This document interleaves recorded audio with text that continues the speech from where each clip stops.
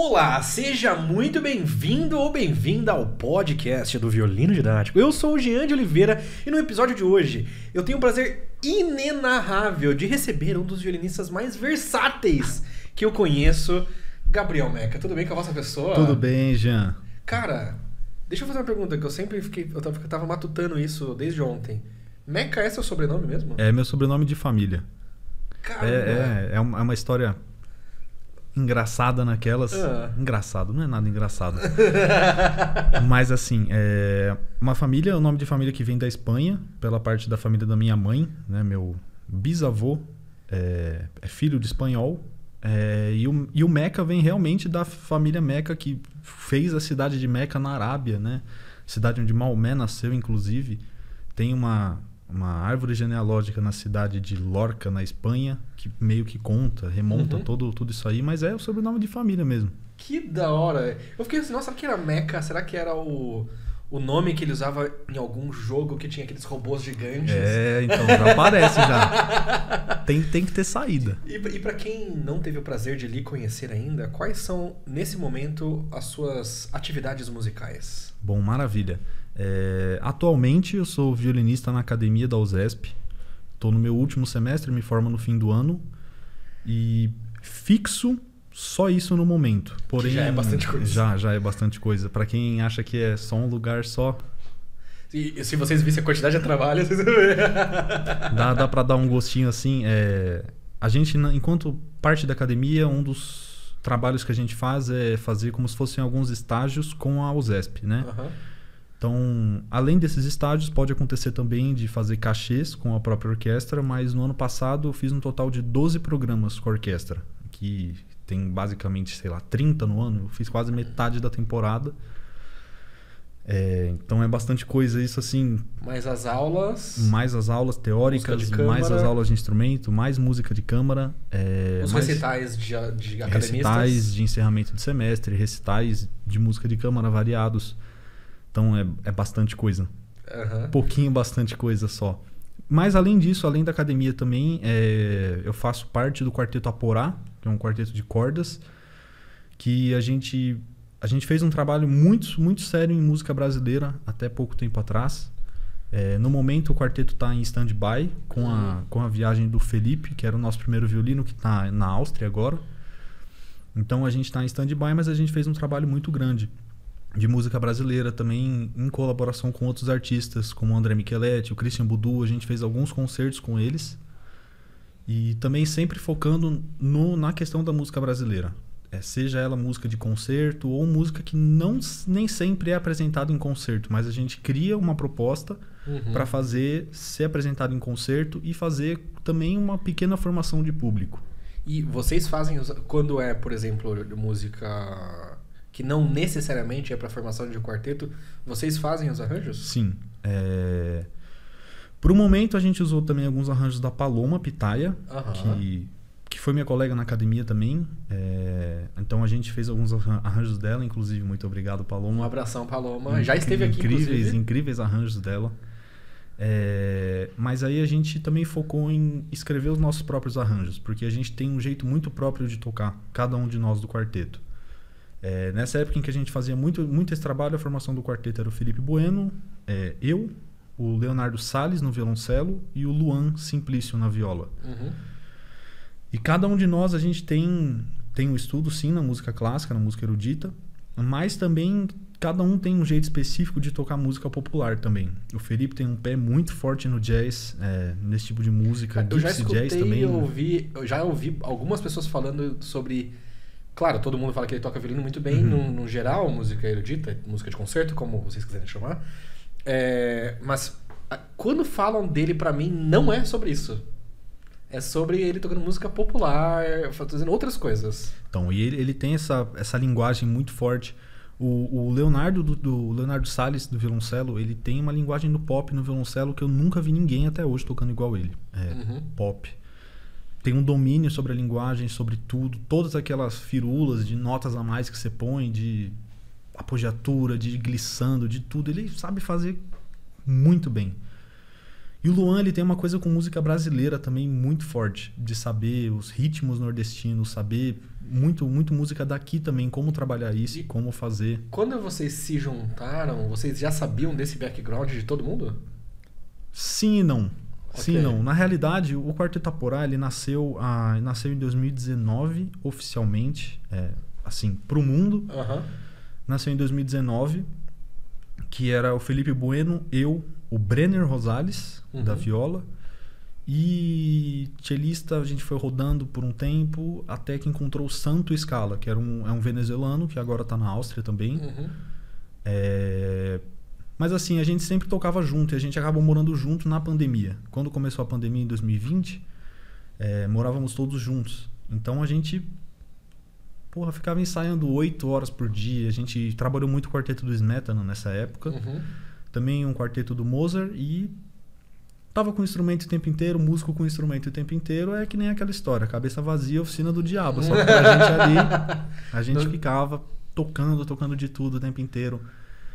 E a gente foi descobrindo isso, muito ajudando um ao outro a descobrir essas novas formas de tocar. Como comentei do Luan também, da música brasileira.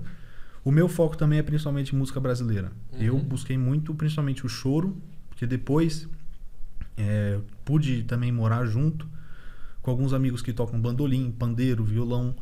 Isso é uma coisa que geralmente, pelo menos da minha bolha e da minha experiência, não é uma coisa que geralmente acontece com um violinista, de você morar com pessoas que tocam música popular. Mas eu imagino que deve ter sido de uma riqueza, assim, absurda. Foi de uma riqueza e foi de uma aleatoriedade também. Da mesma forma que você falou, do mesmo jeito mais versátil, o violinista mais aleatório que eu conheço. Assim, de tá aqui, tá ali, fazendo. E você só citou uma galera aleatória, porque Paloma também é outra dessas, assim. Então. a gente vai se encontrando no meio do caminho sempre. Mas aí foi muito engraçado, porque esse pessoal que tocava esses instrumentos populares, eu conheci muito através do Brenner. Porque é uma galera de Campo Grande, no Mato Grosso do Sul. Que, inclusive, eu vou estar lá a partir da semana que vem, fazendo parte de um festival que está rolando, mas já eu chego nesse assunto. Okay. Falando desse pessoal, foram incríveis, assim, porque acolheram e a gente sempre tocava muita coisa junto e pegava songbook de choro, ficava lendo, ficava tocando. Antes disso, você já tocava choro? Ouvia coisa X, coisa como Y. Como uma pessoa normal. Como uma pessoa normal, assim. Eu acho que músico não é normal. Mas digo, assim, como uma pessoa padrão. Escuta choro de vez em quando. Basicamente isso, assim, escuta. Eu sempre gostei muito. Assim, das músicas fora de concerto, acho que o samba e choro sempre foram as que eu mais gostei, assim. De estar próximo, de conhecer, de estar junto. E também pela religião que eu venho, né? Eu sou um bandista. Então, sempre teve essa questão desse ritmo que mexeu muito comigo. E aí, quando apareceu a possibilidade de estar com esse pessoal e falar, não, quero tocar também. Aprendi a tocar pandeiro, toco pandeiro também. Mas botar isso no violino foi muito bom. Antes de entrar na academia da USESP... Você botou o pandeiro no violino? Basicamente. Basicamente. A linguagem do choro no violino é uma coisa incrível. É uma coisa incrível. Eu acho que o choro, ele tem uma proximidade... A música brasileira em si, ela tem uma proximidade muito grande com a música clássica, do período clássico e música do período barroco, europeu. Se a gente for analisar a questão da forma, eu acho que é muito parecido. E muitas vezes até questão de harmonia, questão para onde a música leva, ou o que está acontecendo no acompanhamento. O que muda é basicamente a acentuação. A acentuação rítmica do compasso. Mas as formas são basicamente as mesmas, assim. E saber trabalhar isso abre um leque incrível quando você vai trabalhar na música de concerto, europeia principalmente. E nesse momento, quando você começou a conviver com a galera do popular, na sua cabeça você seria, e é basicamente o caminho que você está trilhando, é mais ou menos esse, músico de concerto, tocar numa orquestra sinfônica, por exemplo. Sim, sim. E você não fazia coisas fora disso? Ou fazia? Assim, a minha vida nunca foi fácil financeiramente. Né? Desde criança, assim, nunca... Assim, a minha família me ajudou comprando meu primeiro instrumento e depois disso foi tudo por minha conta. De acordo com o trabalho que eu fazia, o dinheiro que eu ganhava. Então, assim, a gente tinha que sobreviver da forma que tá. Seja fazendo um casamento aqui, seja fazendo um trampo ali. Eu aprendi a tocar meia dúzia de nota no violão, tava tocando violão na igreja ali pra ganhar uns 50 contos, entendeu? Então, que da hora! fazia funcionar, assim. Então eu nunca, na realidade, na minha cabeça nunca existiu essa separação mesmo de música X, música Y, música... Porque eu acho que isso é um problema. A partir do momento que a gente começa a falar, claro, cada música tem seu espaço. Cada estilo tem seu espaço e tem seu momento. Eu não vou numa festa botar um Mozart, depende da festa, claro. E depende da batida que deve ser Mozart. Você entendeu? não vou fazer isso, mas também ao mesmo tempo eu não vou, sei lá, tô num ambiente com as pessoas que eu trabalho, com as pessoas que eu estudo, sei lá, botar um funk ou botar um samba, não é? Cada lugar tem seu ambiente, né? Cada música tem seu ambiente. E momento. E seu momento. Mas assim, eu acho que saber trabalhar, independente da forma, cria uma abertura pra gente, principalmente. Principalmente enquanto músico em formação. Músico jovem, todos nós que somos jovens, estamos começando uma carreira, carreira agora. Eu acho que é muito importante que a gente... Isso é legal. Desculpa te cortar, é que a galera que tá vendo não tá ligada, mas quantos anos você tem? Tenho 21 anos. 21 anos de idade. 21 anos. E isso é uma coisa interessante, até pra você receber o devido reconhecimento que eu sei que você já sente, espero que você já sinta, não sei, mas espero que você já sinta, porque tanto tocando o nível técnico que você tá hoje, quanto as coisas que você tá fazendo hoje, é sonho de muitos inícios de 40 anos de idade, de 50. É sim. E saiba disso. Não. É sim, tá fazendo cachê com o Zesp, tá fazendo academia, tá fazendo quarteto, tá escrevendo. Tem gente que tá começando a tocar violino agora na sua idade. E que pra fazer isso vai demorar... Pra fazer isso que você tá fazendo, se quiser fazer isso, vai demorar talvez uns 10, 15, 20 anos pra começar. É um projeto de vida. É um projeto de vida, sim. E quando eu comecei no Instituto Baccarelli. Diga-se de passagem, já cortando tudo, invertendo totalmente tudo que a gente estava falando. Eu comecei no Instituto Baccarelli, que é um projeto social de música na comunidade de Heliópolis, aqui em São Paulo. E é um projeto voltado para as crianças que estudam em escola pública, escola municipal da região. Eu entrei na época, comecei a fazer aula, mas nunca... Na minha vida eu pensei que a música seria meu trabalho, assim, que eu viveria disso, ou que, sei lá, me pegaria desse jeito. Minha mãe me conta, eu lembro em flashes, assim, mas... Quantos anos você tinha? Eu entrei no instituto em 2010, eu tinha 7 anos. 7 anos de idade.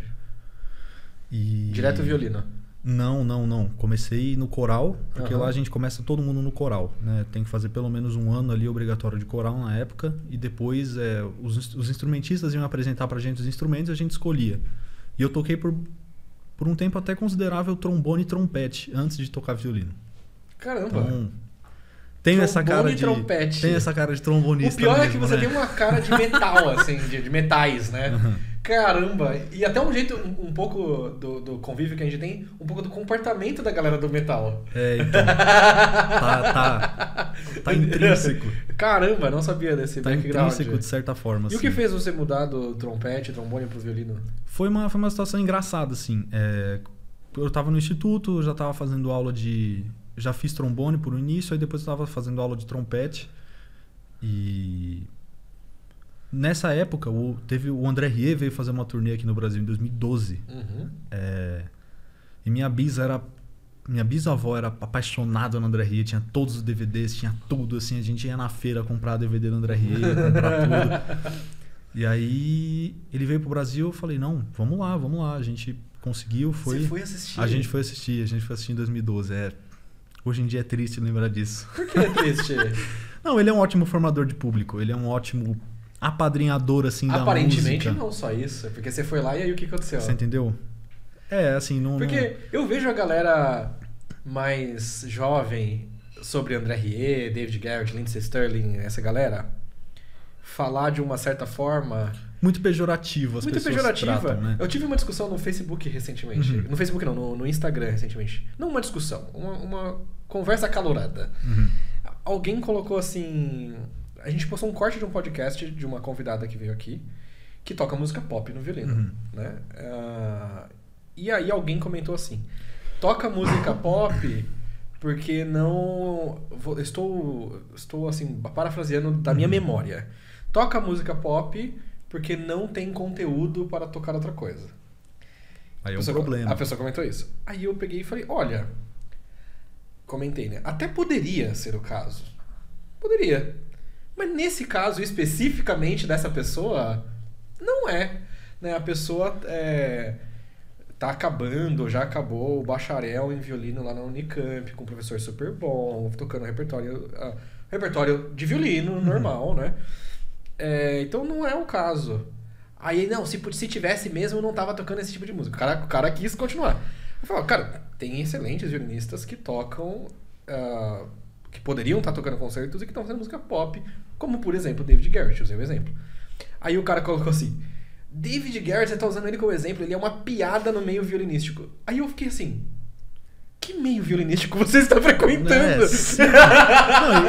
E normalmente quem comenta isso... É estudante que tá começando a descobrir os concertos românticos. Exatamente. E acha que bom é só isso.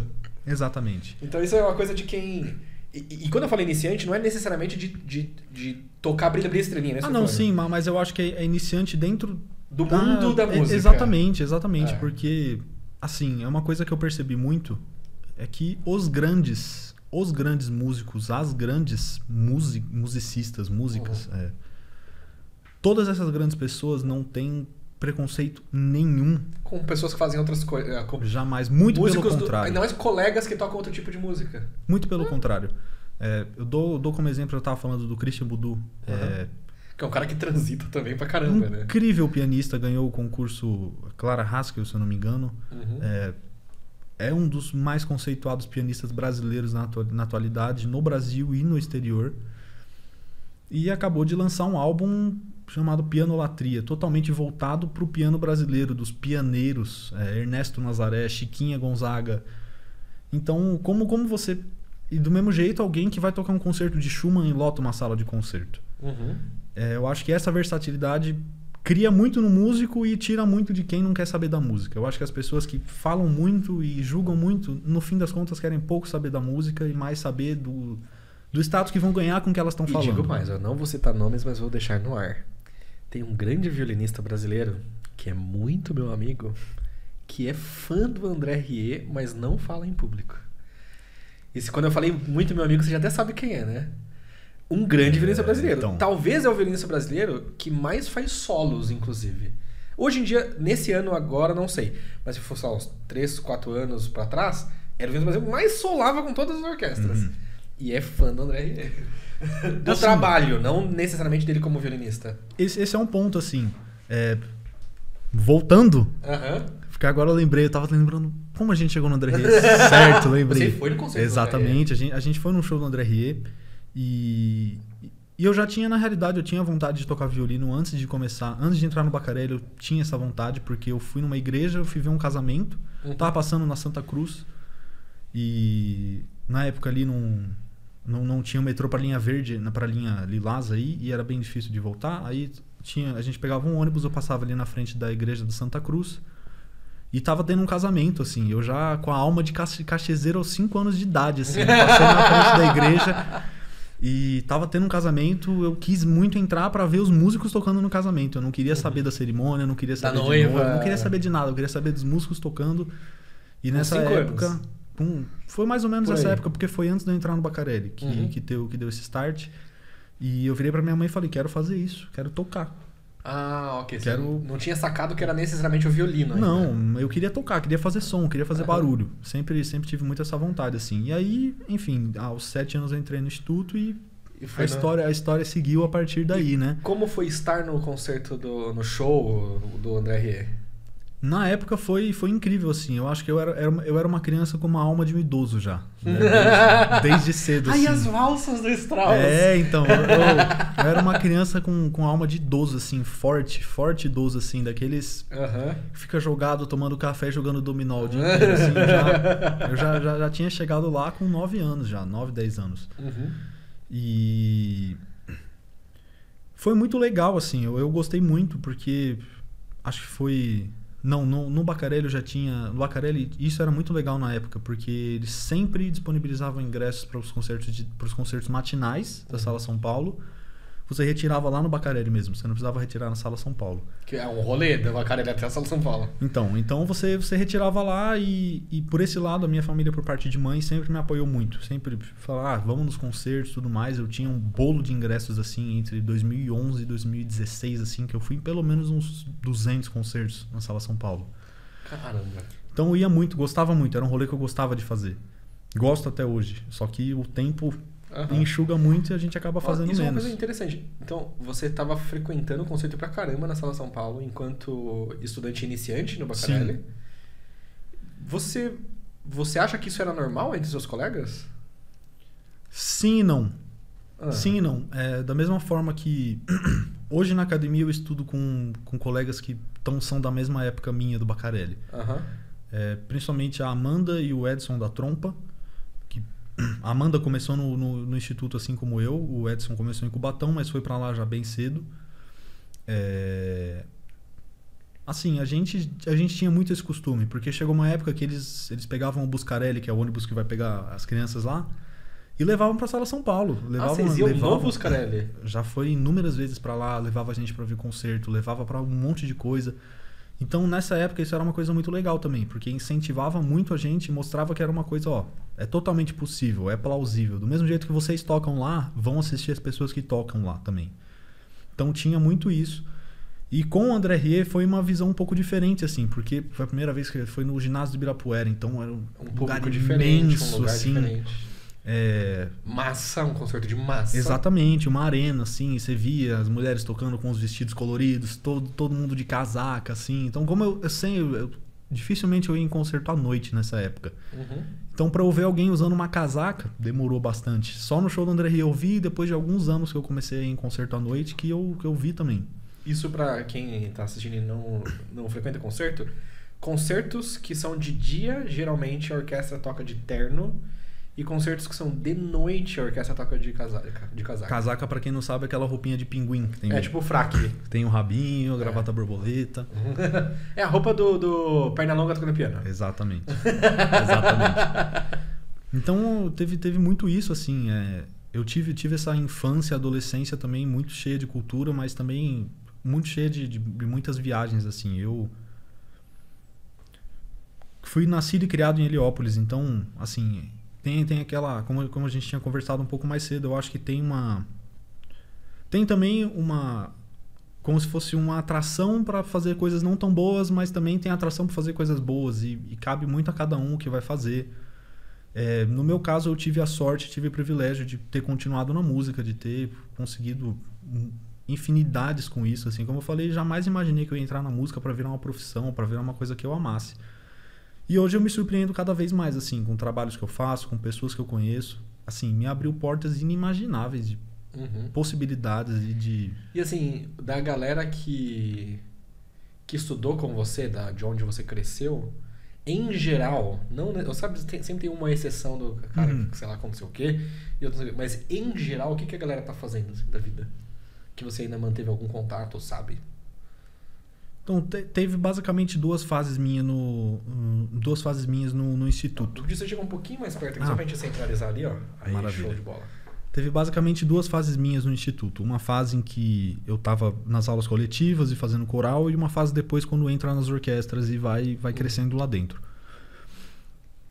Grande parte dos meus amigos da época de coral cantam hoje ainda, sejam em coral de igreja, ou isso é um ponto também, principalmente nas comunidades. Assim, a igreja tem um papel muito fundamental na formação de músicos, sejam eles cantores, instrumentistas, ou... Eu acho importante destacar isso também. A igreja, eu acho que no Brasil é a maior formadora de músicos. Com certeza. Eu acho que de todas elas, né, no geral. De forma massiva, assim. E músicos não só para tocar na orquestra. Não, né? Independente da denominação da igreja, assim. Eu acho que você tem a congregação que é mais forte num ponto de instrumentos sinfônicos. As outras igrejas, instrumentos de banda. Essa igreja adventista que é fortíssima no igreja coral. Batista. É incrível, assim. Você vê nos Estados Unidos a história deles, basicamente, de todos os grandes e grandes cantoras. Cara, você vê... Tem no YouTube os concertos de Natal da orquestra dos Mormons. Eu não sei o nome oficial da igreja, me desculpe. Mas é a igreja dos Mormons. Se eu não me engano, é do Nosso Senhor dos Últimos Dias, uma coisa assim, né? E tem concertos inteiros no YouTube, assim, com um coral gigantesco, orquestra sinfônica junto. E é um negócio, assim, de primeiro nível, assim, é incrível, incrível. É uma outra pegada, sim. E daí, esse pessoal hoje em dia tá nessa outra pegada de... Continua cantando, tá em outra vibe. Agora, da galera da orquestra, aconteceu uma coisa não tão boa, assim. Em 2018, teve um corte de verba muito grande no Instituto. E eles cortaram uma orquestra inteira. A Orquestra Juvenil Heliópolis, na época, inteira foi cortada. E as pessoas que passaram na Sinfônica continuaram. E muitos dos meus amigos pararam de tocar. Muitos dos meus amigos foram trabalhar com outra coisa. Porque pra quem... Tentando só entender, né? Dependendo da realidade da Isso, galera... assim, ó. No caso da Orquestra Juvenil, já era uma orquestra que na época pagava R$1.000 por mês. Então, para os padrões de Heliópolis, era um dinheiro ok. Dava para você morar pagando um aluguel e viver, juntar um dinheiro, fazer alguma coisa. Então, eu tinha muitos amigos do interior e de outras cidades, de outras partes do Brasil, que vieram para tocar especificamente naquela orquestra. Tive 2 amigos baixistas, muitos meus amigos, que vieram de Londrina, do Paraná, para tocar. E depois que a orquestra parou, foram trabalhar de 1 milhão de outra coisa em São Paulo também, porque viu aqui uma possibilidade melhor do que na cidade deles também. Mas também teve um grande amigo meu, Marcelino, que toca violino, e a Larissa, que toca violoncelo. É um casal de amigo meu, que ela na época não tinha um violoncelo próprio dela, usava um violoncelo do Instituto. Ele é de Taubaté e, enfim, eles acabaram indo para Taubaté depois, ficaram lá, continuaram envolvidos com a música, mas assim, não da mesma forma. Então teve um impacto muito negativo, da mesma forma de musicalmente, gente que, pelo menos, musicalmente, né? E na vida de muita gente, assim, porque muda bastante, assim, foi do dia pra noite. A pessoa veio com o sonho de viver de música, de fazer música dessa orquestra ir para outra orquestra e assim sucessivamente. E o ponto é que não foi uma tragédia anunciada também. Se as pessoas tivessem ciência, olha, pode acontecer isso. Foi meio assim, gente, então, amanhã não tem mais. Então, porque eu dei a sorte, porque justamente um pouco antes disso acontecer, eu tinha feito as provas para experimental, porque é experimental de repertório. E eu já estava na lista de suplência logo próximo, assim. Então, a orquestra cortou e eu já estava certo de ir para lá já. Então, eu fiz os últimos concertos no Bacarelli no fim de 2018, já tocando na experimental. Então você foi da Infanto Juvenil direto para experimental? Passei um tempo na Sinfônica, não com prova. A gente fazia as pontes, né, que chamavam. Não fui oficialmente aprovado na Sinfônica Heliópolis, mas tocava lá. Da Juvenil eu fui para experimental de repertório, fiquei também 4 meses e depois eu fui para a Orquestra Jovem do Estado. Que legal. E por que tocar em orquestra especificamente? Honestamente, grana. No Brasil é o que dá. Assim, a gente entra em outro ponto que eu gostaria muito de tocar aqui hoje. Claro. Eu acho que, em geral, tem defensores e tem inquisitores das instituições. Eu acho que a gente não pode caminhar nem por um caminho nem por outro. Obviamente, assim, as grandes instituições que tomam conta do mercado da música no Brasil e no estado de São Paulo fazem muita coisa girar, fatalmente. Mas nós, enquanto músicos jovens, a gente não pode depender jamais a nossa vida inteira de trabalho para as instituições. De forma nenhuma. Porque, querendo ou não, quando a gente parar de tocar lá, vai ter outra pessoa no nosso lugar. Exatamente. Então, teoricamente, a gente é número, por enquanto. A gente é número. A gente não tem essa visão, mas a gente é número.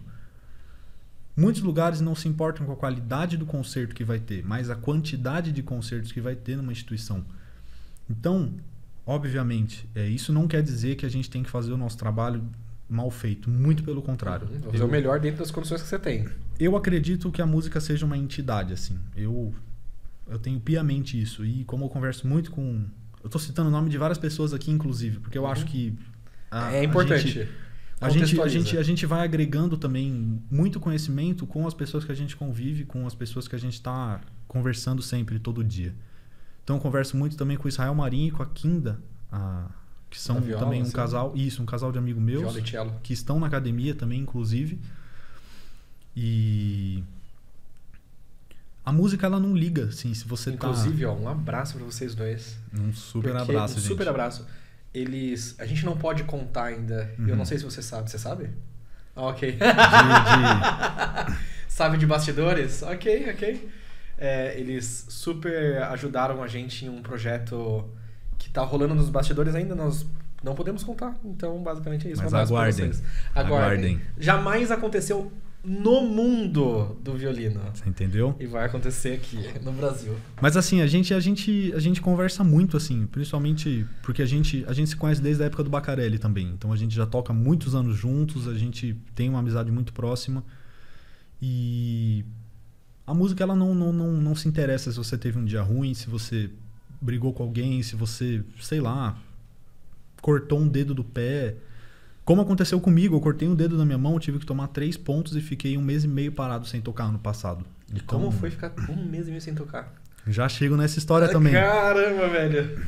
Mas assim, o grande ponto é a gente tem que fazer o nosso trabalho porque tudo é uma faca de 2 gumes. Tudo é uma estrada de vai e vem. A gente tem que sim cobrar reconhecimento e cobrar tudo que a gente merece dos lugares de onde a gente trabalha. Mas a gente tem que dar o nosso melhor, tem que fazer. Entregar o que tem que entregar. Tem que fazer. Porque não adianta. Assim, eu acho que a parte do cobrar é muito fácil. Mas a parte de você estar ali e estudar para fazer com que qualquer concerto, seja qual for. Se você vai tocar um repertório de casamento X num lugar nada a ver, você tem que tocar da mesma forma que você vai tocar na Filarmonia de Berlim. Tem que ser do mesmo jeito. Porque é o trabalho que você faz. É o trabalho que você faz. Se você não se importa com o trabalho que você faz, ninguém vai se importar. E você acha que você teve essa postura sempre? Não. O que fez você ter essa postura? Eu acho que encarar o mundo profissional de face a face, assim. Eu acho que essa é uma barreira que todo estudante tem que encontrar também.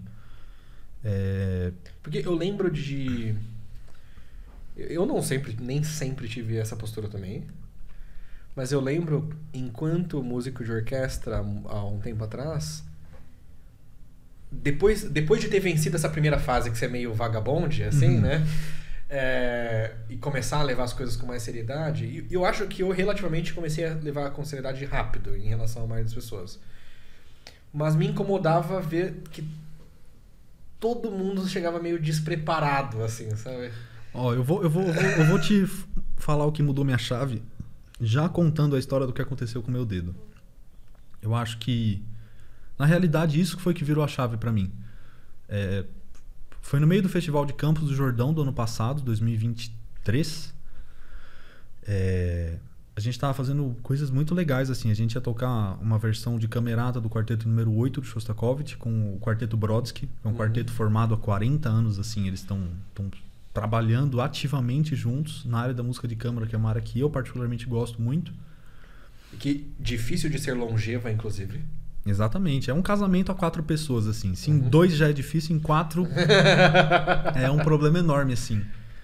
Então, o que aconteceu, eu tava numa manhã de sexta-feira, do último ensaio que a gente tinha antes desse concerto com esse pessoal do festival, eu tava lavando louça em casa e cortou o dedo. A esponja voou da minha mão e deu um talho enorme, assim, de abrir uma boca no meu dedo. E a única coisa que veio na minha cabeça na hora é... Não vou mais tocar. Tipo, acabou pra mim, é isso aí. Tipo, acabou pra sempre. Foi o que veio na minha cabeça, porque realmente abriu muito o meu dedo. E foi desesperador. E eu tinha um Candlelight no mesmo dia. Eu ia tocar no Candlelight no mesmo dia. E eu fui pro Candlelight tocando com 2, 3, 4. E o dedo levantado, assim. Ok, bravo. Depois de um tempo, claro, eu não consegui Mas já sustentar. com ponto? Não, sem ponto, sem nada. Eu botei um curativo e fui. Meu Deus. E aí a Yasmin... Por isso que o flash tem que estar em dia, gente. Tem que estar em dia. Mas inclusive a Yasmin Dominique, muito obrigado por ter me substituído aquele dia, que ela foi me salvar nas sessões que eu não consegui fazer depois. Inclusive porque eu precisava ir pro hospital, dar um ponto no meu dedo. E fui pro hospital, já tomei uma surra do médico, porque já tinham passado, acho que 8 horas do corte, então tinha um risco de infecção muito grande se desse ponto, mas eu supliquei para ele, falei, pelo amor de Deus, eu trabalho com isso, me ajuda. E aí deu ponto, deu tudo certo, mas assim, logo que terminava o festival no mês de julho inteiro. Aí no mês de agosto a gente já tinha umas coisas com a academia e ia tocar o inverno do Vivaldi. E eu falei, cara, eu tenho que me recuperar o quanto antes. Tenho que fazer as coisas funcionar. E assim, fiquei 1 semana e meia com os pontos no dedo ainda e não teve o que fazer. Ficava tocando, estudando só mão direita, só arco, só trabalhando isso, trabalhando som, trabalhando o que dava, porque eu não conseguia ficar sem tocar também. Isso é uma coisa, acho que inerente a gente que tem qualquer problema que acontece assim, é impossível ficar sem fazer o que a gente ama. E sem dar um sentido para isso. Então fui trabalhando arco e fui trabalhando 2, 3, 4, fui trabalhando tudo assim, claro, para não zoar a forma de mão inteira. É difícil já de aprender a ficar decente assim. Com um fica... Então fui trabalhando, fui fazendo muito isso. E assim que tirei os pontos, eu fui aos poucos, porque eu tive que fazer um trabalho de readaptação. Eu tive que meio que reaprender a tocar muita coisa. Porque o tipo de pressão que eu fazia era muito forte, não aguentava mais, o dedo não aguentava. Então para mim foi bom reaprender a tocar também. Porque eu eliminei 1 milhão de esforços que eu fazia assim à toa, mas isso não vem ao caso no momento. Mas reaprendi, fui fazendo as coisas aos pouquinhos, fui fazendo uma reabilitação no instrumento. E para mim a coisa mais importante disso foi dar valor ao que a gente faz, dar valor ao que eu faço. Seja no valor que eu cobro para fazer algum serviço, ou seja no valor que eu dou ao meu serviço. O valor que cobra e o valor que dá é uma coisa totalmente diferente. Porque você pode cobrar 10 mil reais para tocar numa cerimônia, mas você às vezes... Entregar R$1. Você às vezes não gasta 100 reais num jogo de corda pro seu instrumento. Clássico. Então, assim, eu acho que a gente tem que pesar esse tipo de coisa. Cobra sim, a gente tem que cobrar condições excelentes para o nosso trabalho.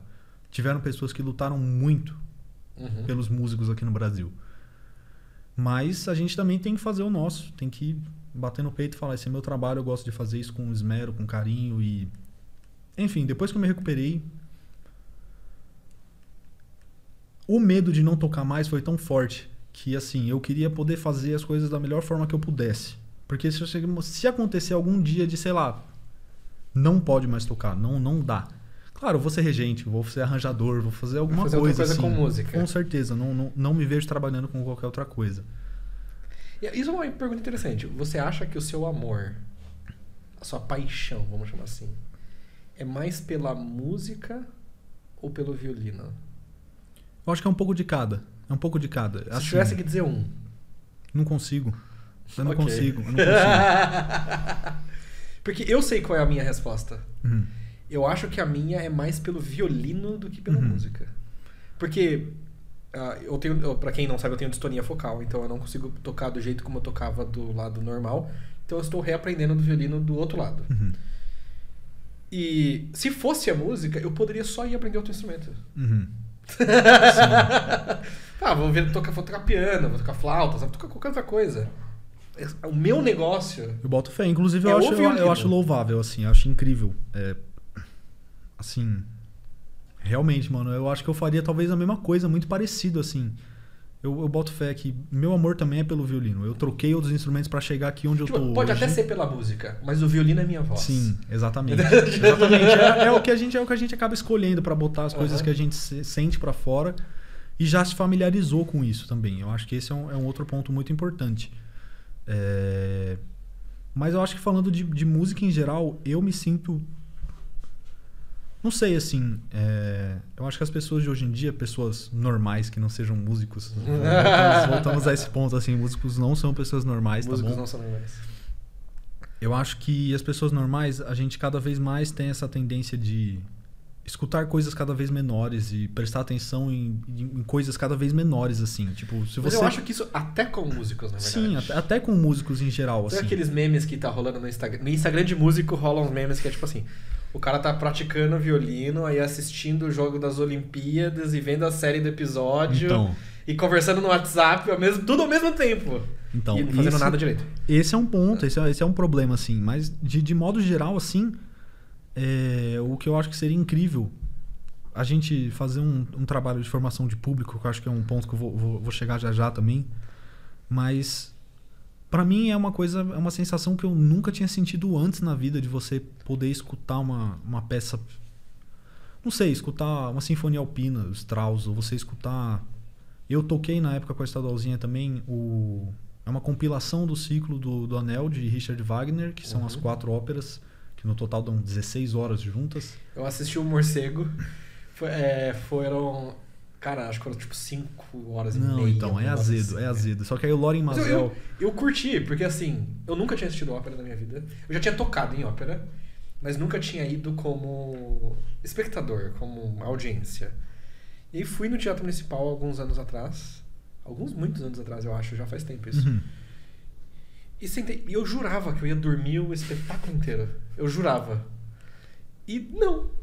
Eu fiquei acordadaço, acho que foram 2 ou 3 intervalos. Mano, assim, eu acho que, pra experiência, é incrível. Agora, se eu falar pra você, mano, eu iria em ópera toda semana... não, tanto que eu nunca mais... acho que eu nunca mais fui em nenhuma montagem. Jamais, mas assim, eu acho incrível. Particularmente, assim, se eu tocasse em orquestra de ópera, eu ia achar incrível. Porque eu acho que o tocar, muitas vezes, é muito mais legal do que assistir. Ah, isso, com certeza. É muito mais legal. Você tá fazendo parte daquilo e você tá preocupado ali, chegar e falar, nossa, mas e se a soprano esse dia cantar diferente? Mas e se não sei o quê? Eu acho que essa isso coisa... se você tiver com a sua parte resolvida, né? Você Porque entendeu? se você não tiver com a sua parte resolvida, suas preocupações não são bem a soprano ou qualquer outra coisa. Ó, entra outro ponto. Estejam com as partes resolvidas, pelo amor de Deus. Pelo amor de Deus. E quando você tá com a parte resolvida, você de repente descobre que tem um solo de oboé lindo acontecendo. Porque o seu ouvido fica livre pra pensar em outras coisas. Exatamente. E eu hoje eu toco bastante em orquestra hoje também. Seja na USESP, seja em outros lugares. Grupos. Eu tenho um problema que eu não consigo contar pausa. Na grande maioria das vezes. Você confia que a estante da frente tá contando? Não. Mas assim, é que eu escuto a música uma vez e depois eu falo, tá, okay, isso acontece ali em tal lugar. Depois que o oboé fizer tal coisa é onde eu entro. Porque eu tenho uma filosofia, eu comecei a pensar assim... E se o oboé não fizer? Então, aí já não é problema meu. Aí cada um com seus problemas, entendeu? Mas assim, eu tenho a filosofia, principalmente fazendo música de câmara, que eu aprendi muito isso. Com professores, com pessoas incríveis também. Que a partir do momento que você conta a pausa, você vai entrar atrasado. Eu acho fatal isso. Uhum. Não tem muito como fugir. Porque você não tá dentro da música. Exatamente. Você tá numa coisa à parte, assim. Você torna tudo matemático, o que no fim não é matemático. Claro, a estrutura da música é matemática, ela tem que se organizar de certa forma. Porém, se você está fazendo a coisa acontecer ali no meio, você não pode tocar um sexteto de Brahms pensando... Tá, tá, entendo o que está acontecendo as primeiras vezes, massa para entender. Para quem é mais... E eu sempre vou usar esse termo... E quando eu estou falando iniciante nesse sentido agora, não é necessariamente de tocar o instrumento, de tocar bilhabristrelina, não é disso que eu estou falando. Mas inexperiente talvez seja a palavra. Sim. Quando você é mais inexperiente, você vai contar pra caramba, vai contar tudo. Vai tocar matemático o negócio. Quando você já fez aquele... Você tá tocando... Quando você sabe que você tá começando a não ser mais tão inexperiente, quando você começa a tocar muitas coisas pela segunda vez. Então. Exatamente. Que aí isso ajuda muito. Porque a primeira vez que você vai tocar aquela parada, você tá contando. E também depende do grupo que você tá tocando. Se você tá tocando com algum lugar que você tá muito tenso, claro, assim, eu tô falando isso aqui, mas, por exemplo, se vocês me verem tocando um concerto com a USESP, que tá tocando a Sagração da Primavera, que é tudo quebrado, tudo torto, obviamente, eu não vou ficar ali panguando. Nossa, que lindo o som ali. Você entendeu? Mas assim, eu acho que são momentos e momentos. Eu acho que esse desprendimento do que tá acontecendo ali fisicamente, dessas coisas, é o que às vezes faz a gente... Você começa a perceber assim, nossa, já fiz essa sinfonia. Segunda vez que eu toquei a sinfonia. Nossa, a próxima também já toquei. A próxima... Começou a ver isso é porque você já tá começando a ter alguma experiência. E aí, teoricamente já é pra tá razoavelmente resolvido, porque teoricamente você já tocou e já estudou aquilo ali. Teoricamente. Teoricamente. Então aí você começa a poder... então quando entra ali, tava acontecendo tal coisa antes. Então não preciso contar mais, porque eu sei o que tá acontecendo. Nossa, não tinha reparado que aqui o fagote tá fazendo junto com a viola, sei lá. Então, exatamente, aí você começa a ver outras facetas da música. Por isso que eu falo também, eu não consigo dizer se meu amor é pelo violino ou pela música. Porque justamente perceber essas pequenas coisas é uma coisa que me dá um prazer absurdo. Você chegar e falar, porra, da entrada de um instrumento pro outro, às vezes a gente sente aquele gap de 1 milésimo de segundo. 1 milésimo de segundo que não precisaria necessariamente acontecer. Se a coisa tá toda ali num bonde, se tá tudo ali não sei o quê. Claro, 1 milésimo de segundo pra quem tá ouvindo numa sala de concerto não vai mudar nada. Não vai mudar nada. É um prazer pessoal de gente chata. Eu acho assim. Que bom que você já sabe isso. É um prazer pessoal de gente chata. Obviamente, não tenho nem como fugir desse ponto. Só que eu acho bom a gente ser chato em algumas coisas também. A gente tem que ser, tem que... Dentro das devidas proporções e no local correto, da forma correta, é o ser chato que leva as coisas pra frente. Exatamente, assim. É claro, você não pode chegar em... Eu acho que o ponto intrínseco é não fazer nada com falta de respeito. Você pedir... No caso de você tá ensaiando também. Eu estudei regência por um tempo. Regi um concerto já também, inclusive. Isso tem... Caramba, velho! É muito aleatório! Foi antes da pandemia ainda, inclusive. Foi em Pindamonhangaba, um projeto que a Florence Suana tinha feito. E aí, enfim, a gente foi reger. Eu fui reger nesse projeto. E foi muito massa, assim, a experiência de preparar uma partitura, de saber o que está acontecendo, de saber as entradas, saber o que está acontecendo aqui e ali, não sei o quê. E como você trabalhar isso com as pessoas de uma forma que façam elas se sentir bem tocando e criando um melhor resultado.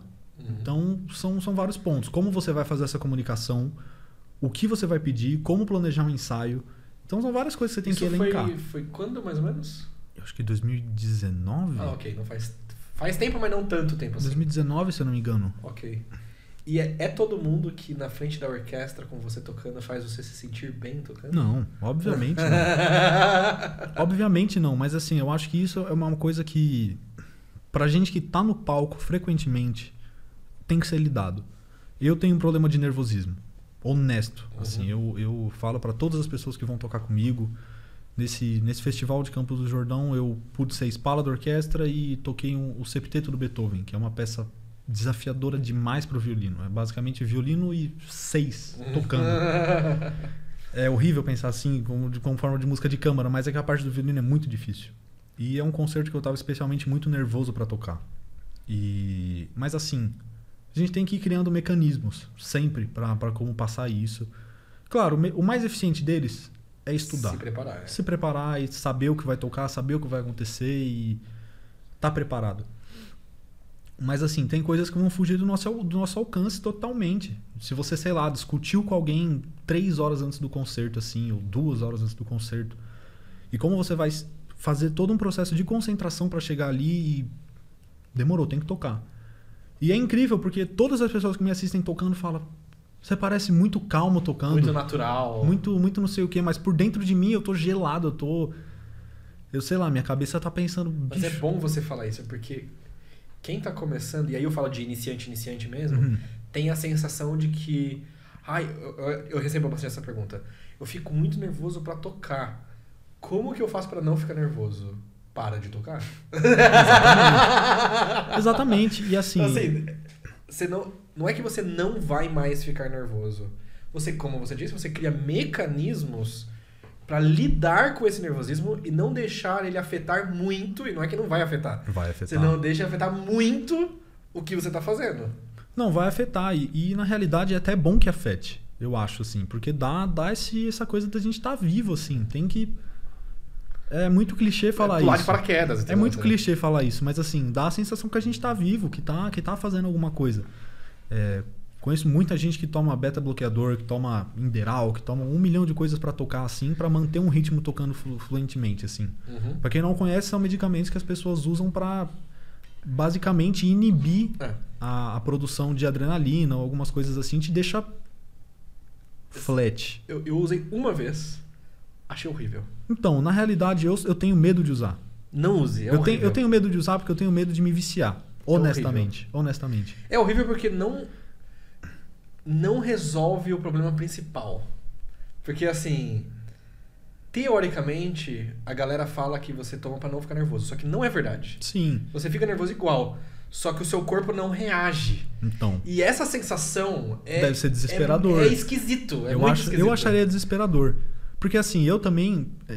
nos últimos tempos eu tenho tocado cada vez mais frequentemente.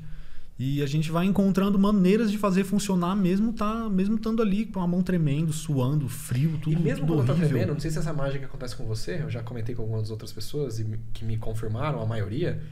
Mesmo quando você tá muito nervoso, é só no primeiro compasso, nos primeiros 2 compassos. Mais ou menos Depois isso. você vai, não que você deixe de ficar nervoso, mas você vai acalmando, né? Você vai se ambientando. Ok, tá funcionando. É mais ou menos isso, assim. Eu acho que, às vezes, o que agrava a situação é quando você tem uma plateia de muitos músicos.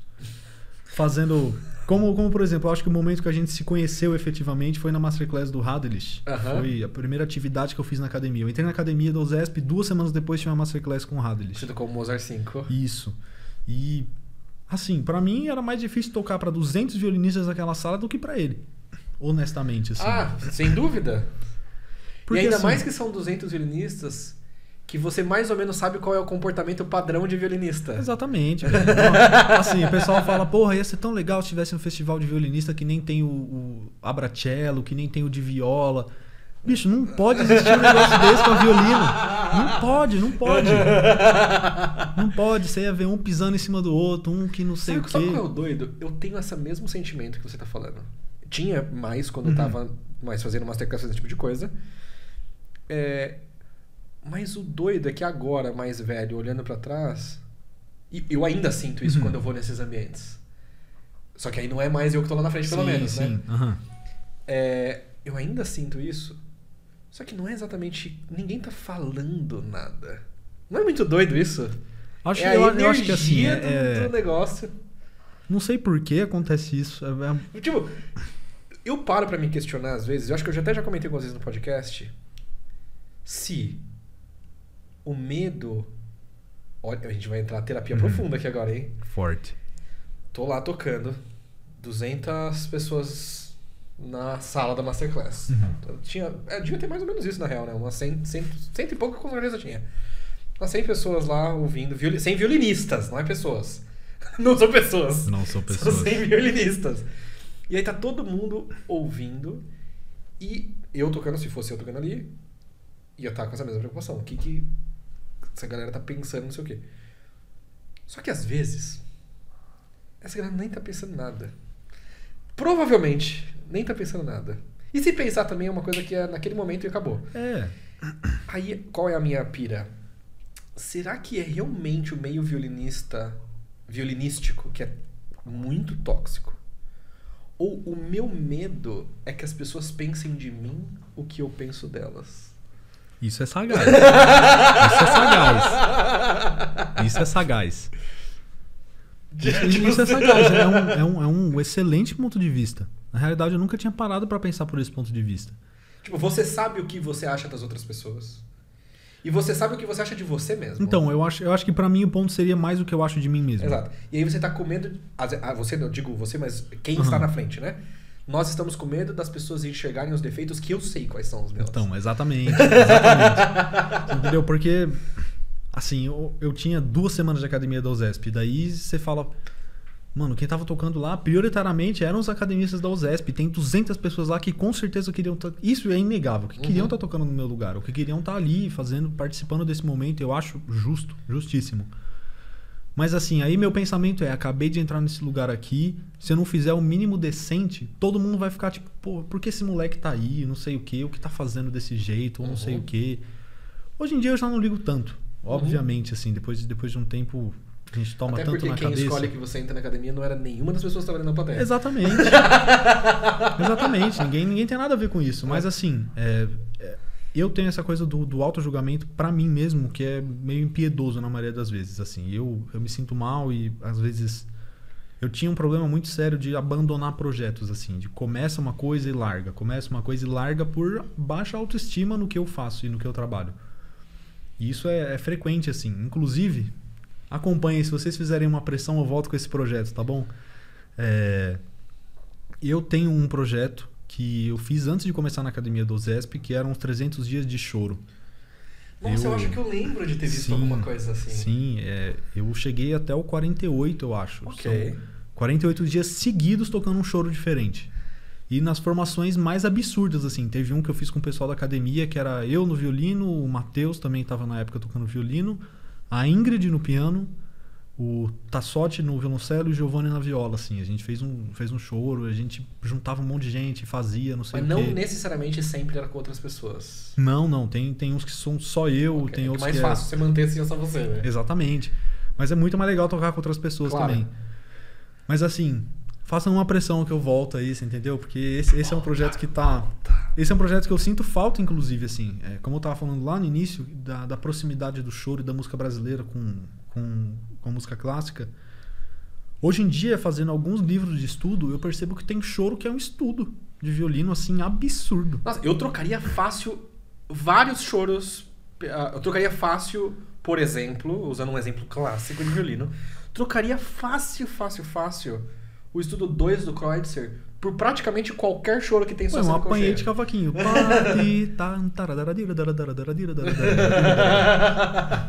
Você entendeu? Então, era um projeto que me fazia muito bem na época, só que eu achei engraçado, assim, porque teve um amigo meu, um trompista que estava na época na academia, que até chegou e falou: "Ei, Meca, vamos ver se você vai continuar fazendo esse projeto aí depois de você entrar aqui."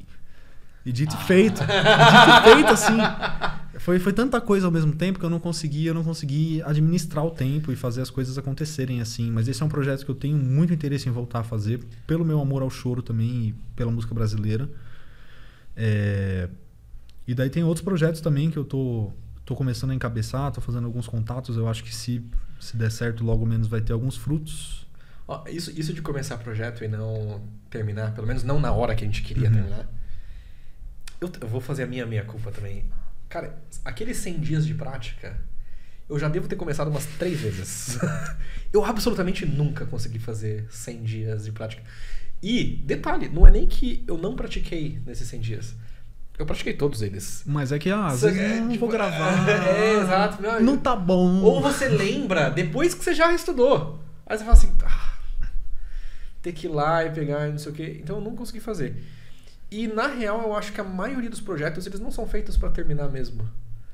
Porque é tanta coisa pra fazer. É um ponto de vista, assim. Mas pra mim era uma coisa mais de baixa autoestima mesmo. De não me sentir capaz de terminar ou não me sentir capaz de fazer. Não era o processo de fazer. Era... Exatamente. Eu sempre tive muito isso na minha vida, assim. Tudo bem, tô onde eu tô. Que não é grande coisa, claro, mas assim... Pra muita gente tá ouvindo é bastante coisa. Mas assim, eu perdi muita oportunidade pelo ponto de não acreditar no que eu sou capaz, assim. Muita, incontáveis oportunidades eu perdi. Eu fiz aula com o Matthew no Baccarelli em 2016 até 2018, que foi os últimos anos que eu fiquei lá. Que o Micheletti tinha saído lá de professor e eu comecei a fazer aula com ele. E eu comentei com ele essa semana, inclusive, que a gente tinha feito um processo seletivo para um festival nos Estados Unidos, estava tudo certo, eu tinha sido aprovado, tinha passado, estava juntando grana para ir, não sei o quê. Isso eu era bem novo, eu tinha, sei lá, meus 15, por aí. Mas assim, faltando um mês eu falei, não vou. Não consigo, não dou conta, não vou.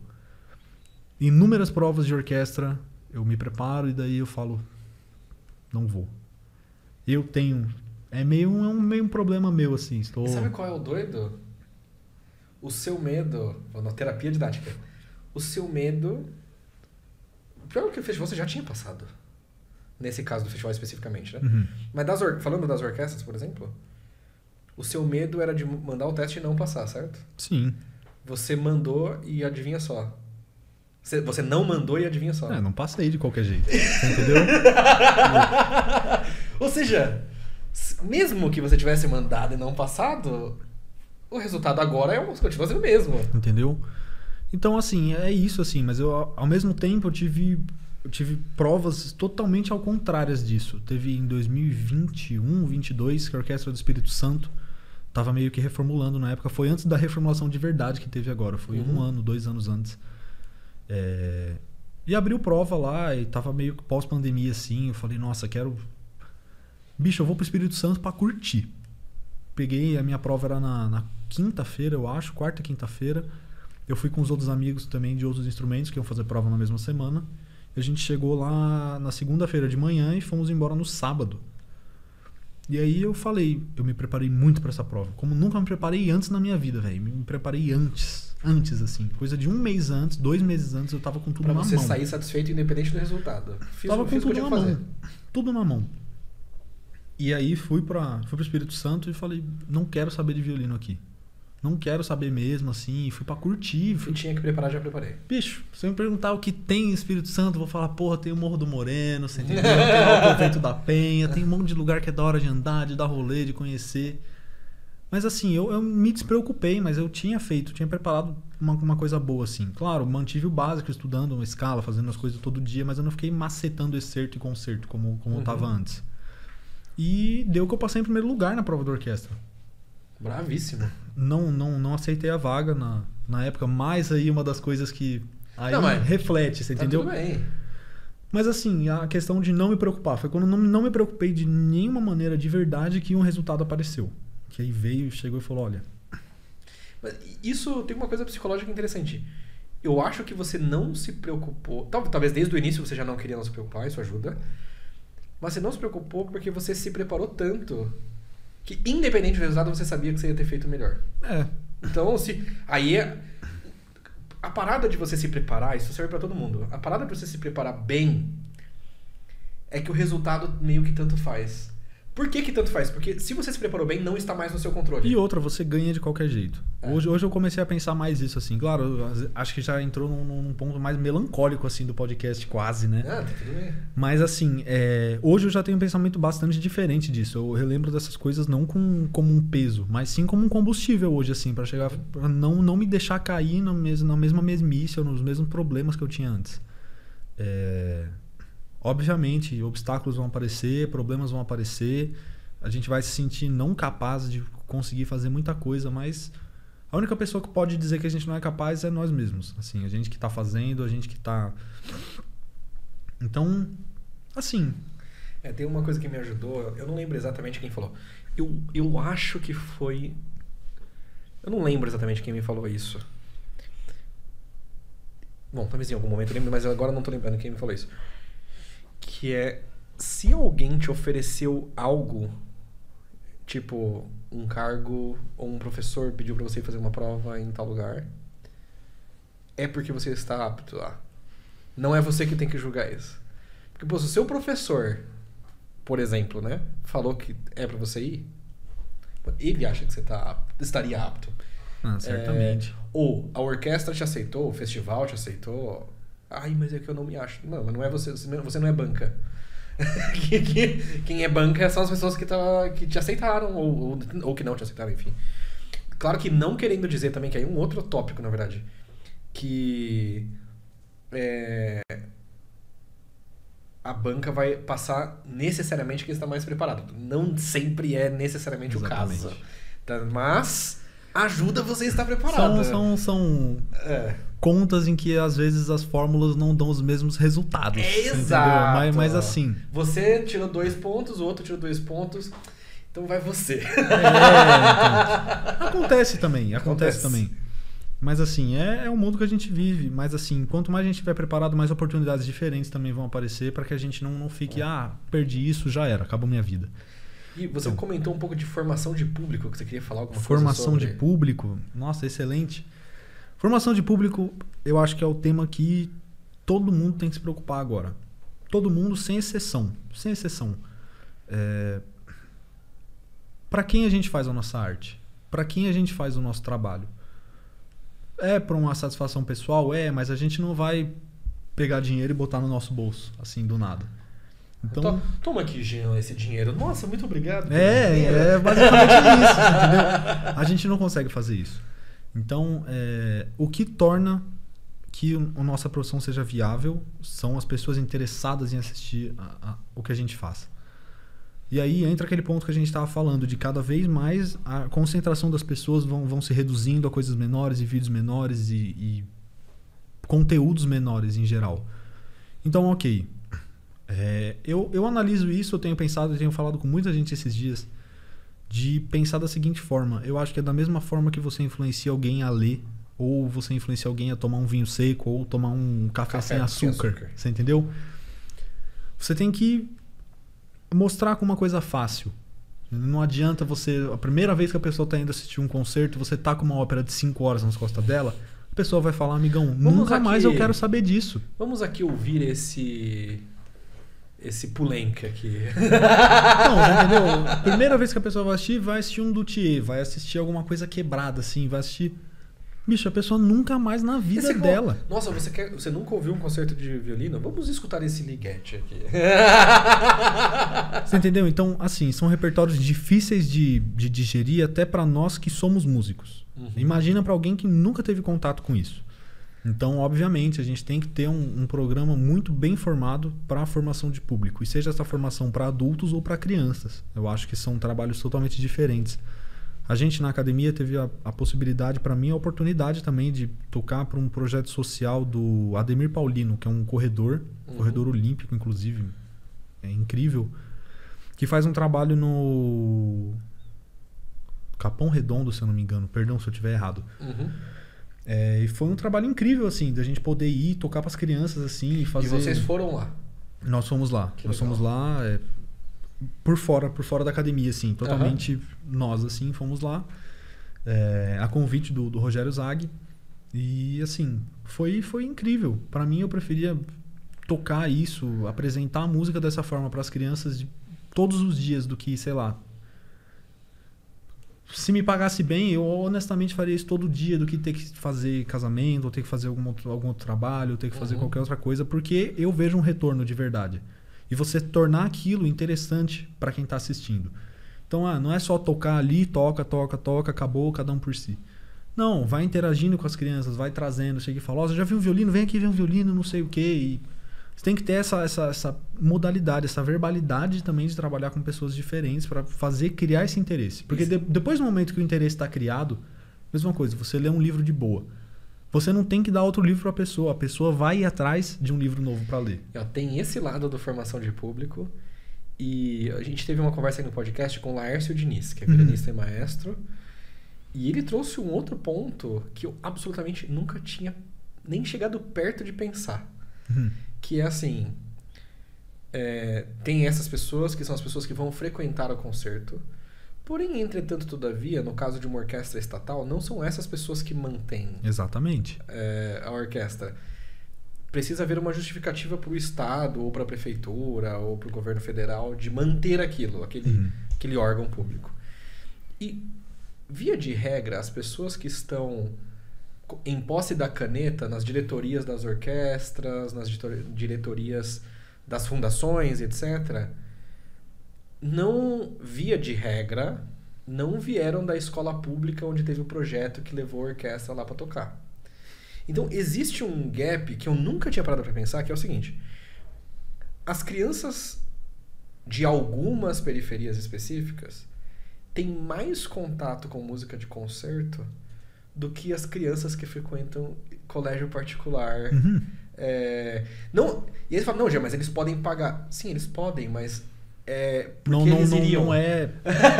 Não vai até lá. Nunca tinha parado pra pensar nisso também. Essa possibilidade nunca... Tipo assim, eles poderiam pagar por aulas ou pra ir assistir o concerto. Só que não faz parte da nossa cultura ir ao concerto.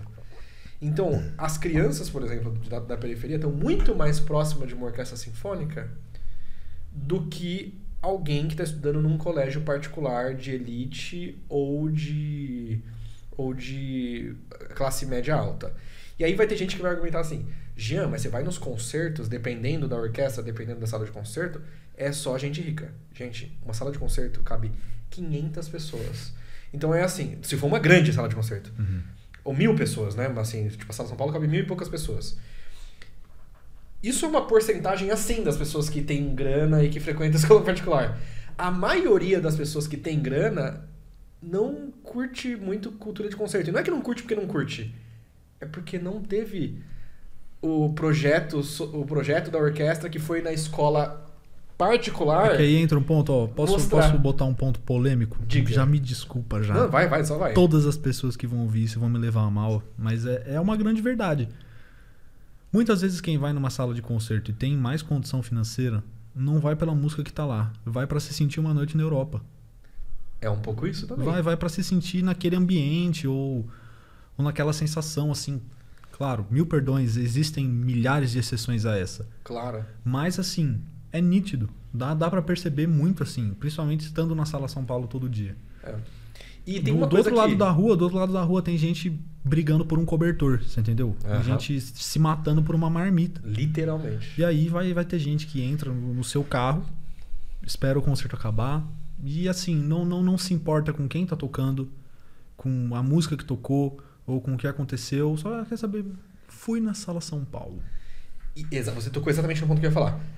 E uma coisa que eu acho que a maioria das pessoas que tocam na sala não percebem. E meus colegas, meus amigos que tocam nas orquestras, que tocam na sala, o Zesp, Sadolzinha, etc. Meus amigos, me perdoem. Porém, o evento não é o concerto da USESP, o evento não é o concerto da Sadolzinha. O evento é estar na Sala São Paulo. Por um acaso era você que estava tocando lá. Por um acaso era a orquestra que você toca que estava tocando lá. Então, assim... Tanto que é doido isso, que você conversa com... Claro, tem pessoas que frequentam especificamente a Sala São Paulo, porque é a sala que eu mais frequento, é a sala que você mais frequenta. Especialmente da Sala São Paulo, como a USESP é a orquestra principal e a Sala São Paulo é a casa da USESP, e tem pessoas que frequentam muito a Sala São Paulo que sabem diferenciar a USESP de outras orquestras. Porém, entretanto, todavia, para o cidadão médio, às vezes ele foi assistir a orquestra de Piririm Pumpim da Serra que tocou na Sala São Paulo, e quando ele vai contar para os amigos, eu fui lá ver a USESP. Porque o evento não é a orquestra, é a Sala São Paulo. É o ambiente. E é muito isso que você falou, as pessoas vão para estar naquele ambiente. Então, Algumas, claro que tem exceções. Não é, se você está ouvindo e se sentiu ofendido, você é uma exceção. Por favor, assim, assim, justamente porque eu entendo super assim. Eu também não... Honestamente, eu não julgo as pessoas que fazem isso também. Uhum. Porque... você vai numa cafeteria legal pra trabalhar, não é pelo café.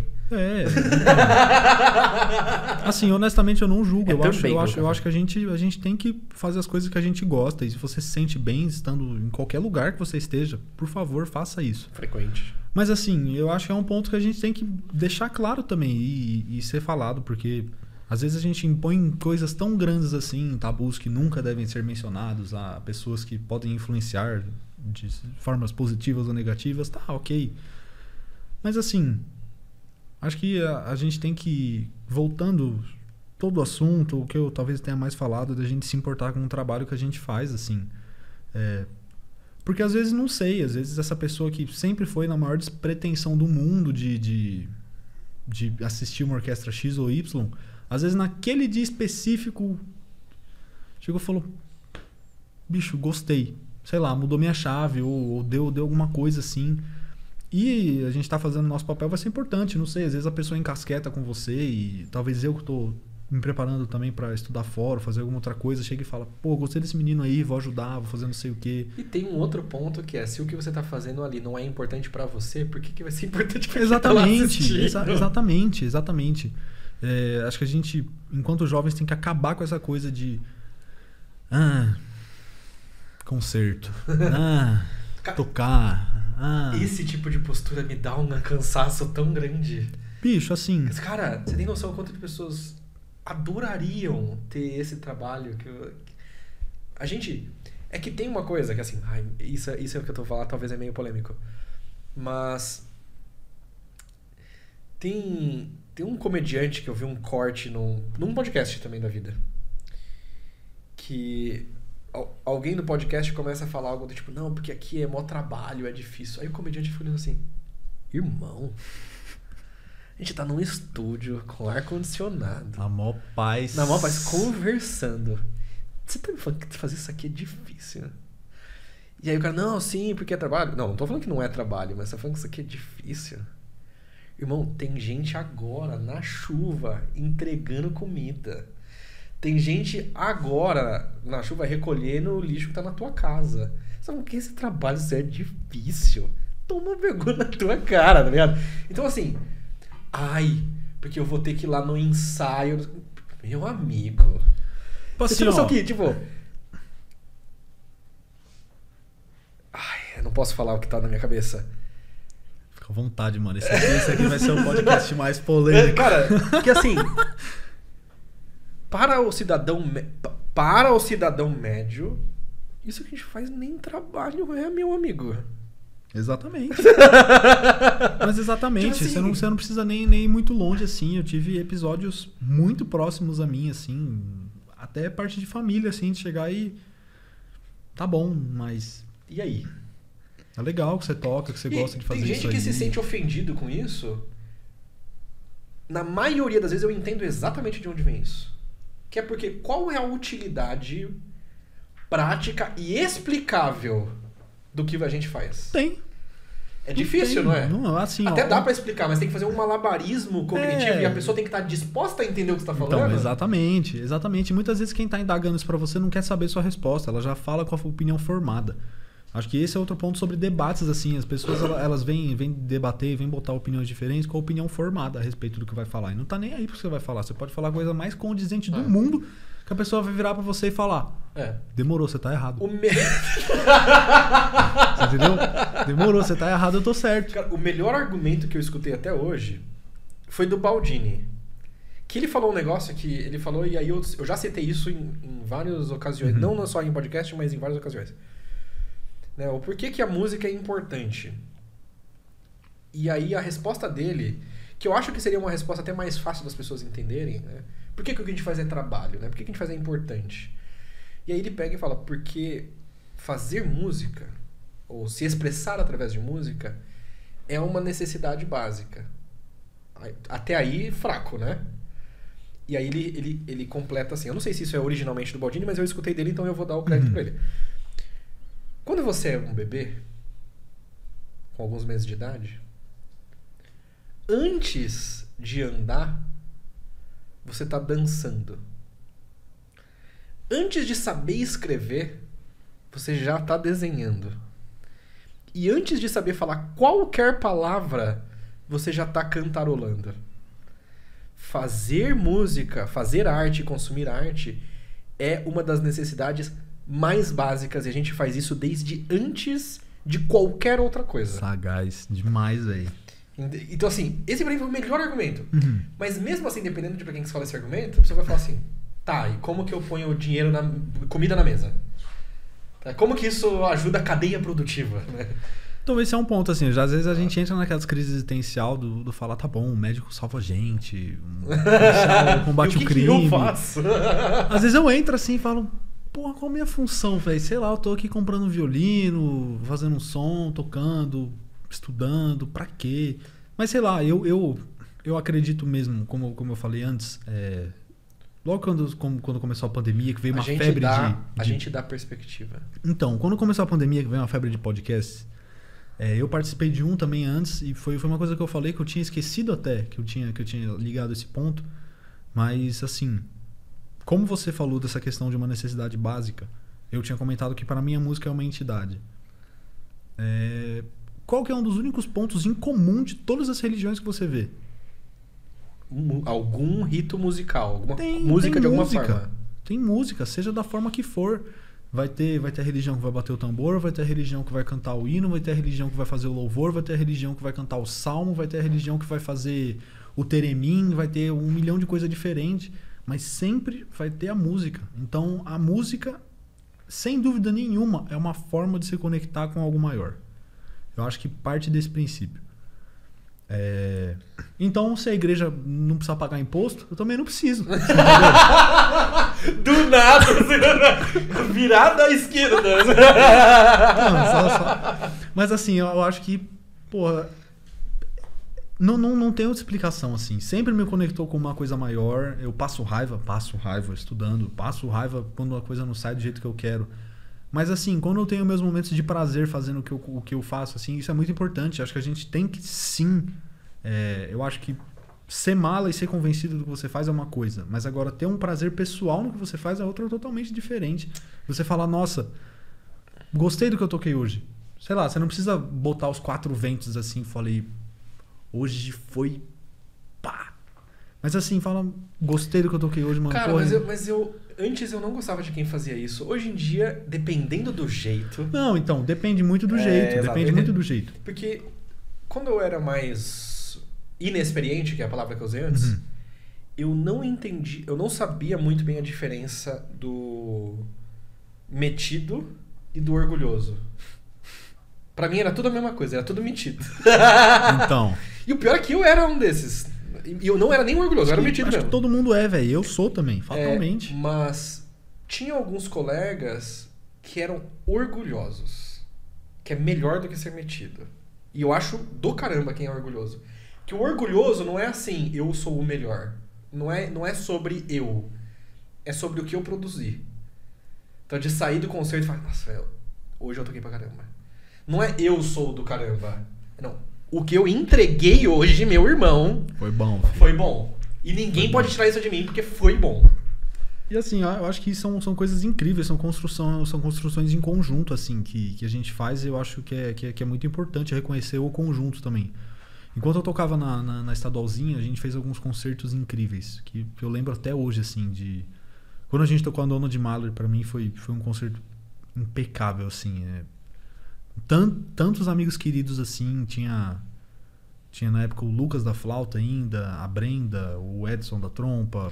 Cara, você é um violinista que faz amizade com os outros naipes. Que é isso, amigo? Mas bicho, a gente tem que estar ali. Cara, sabe qual é o doido?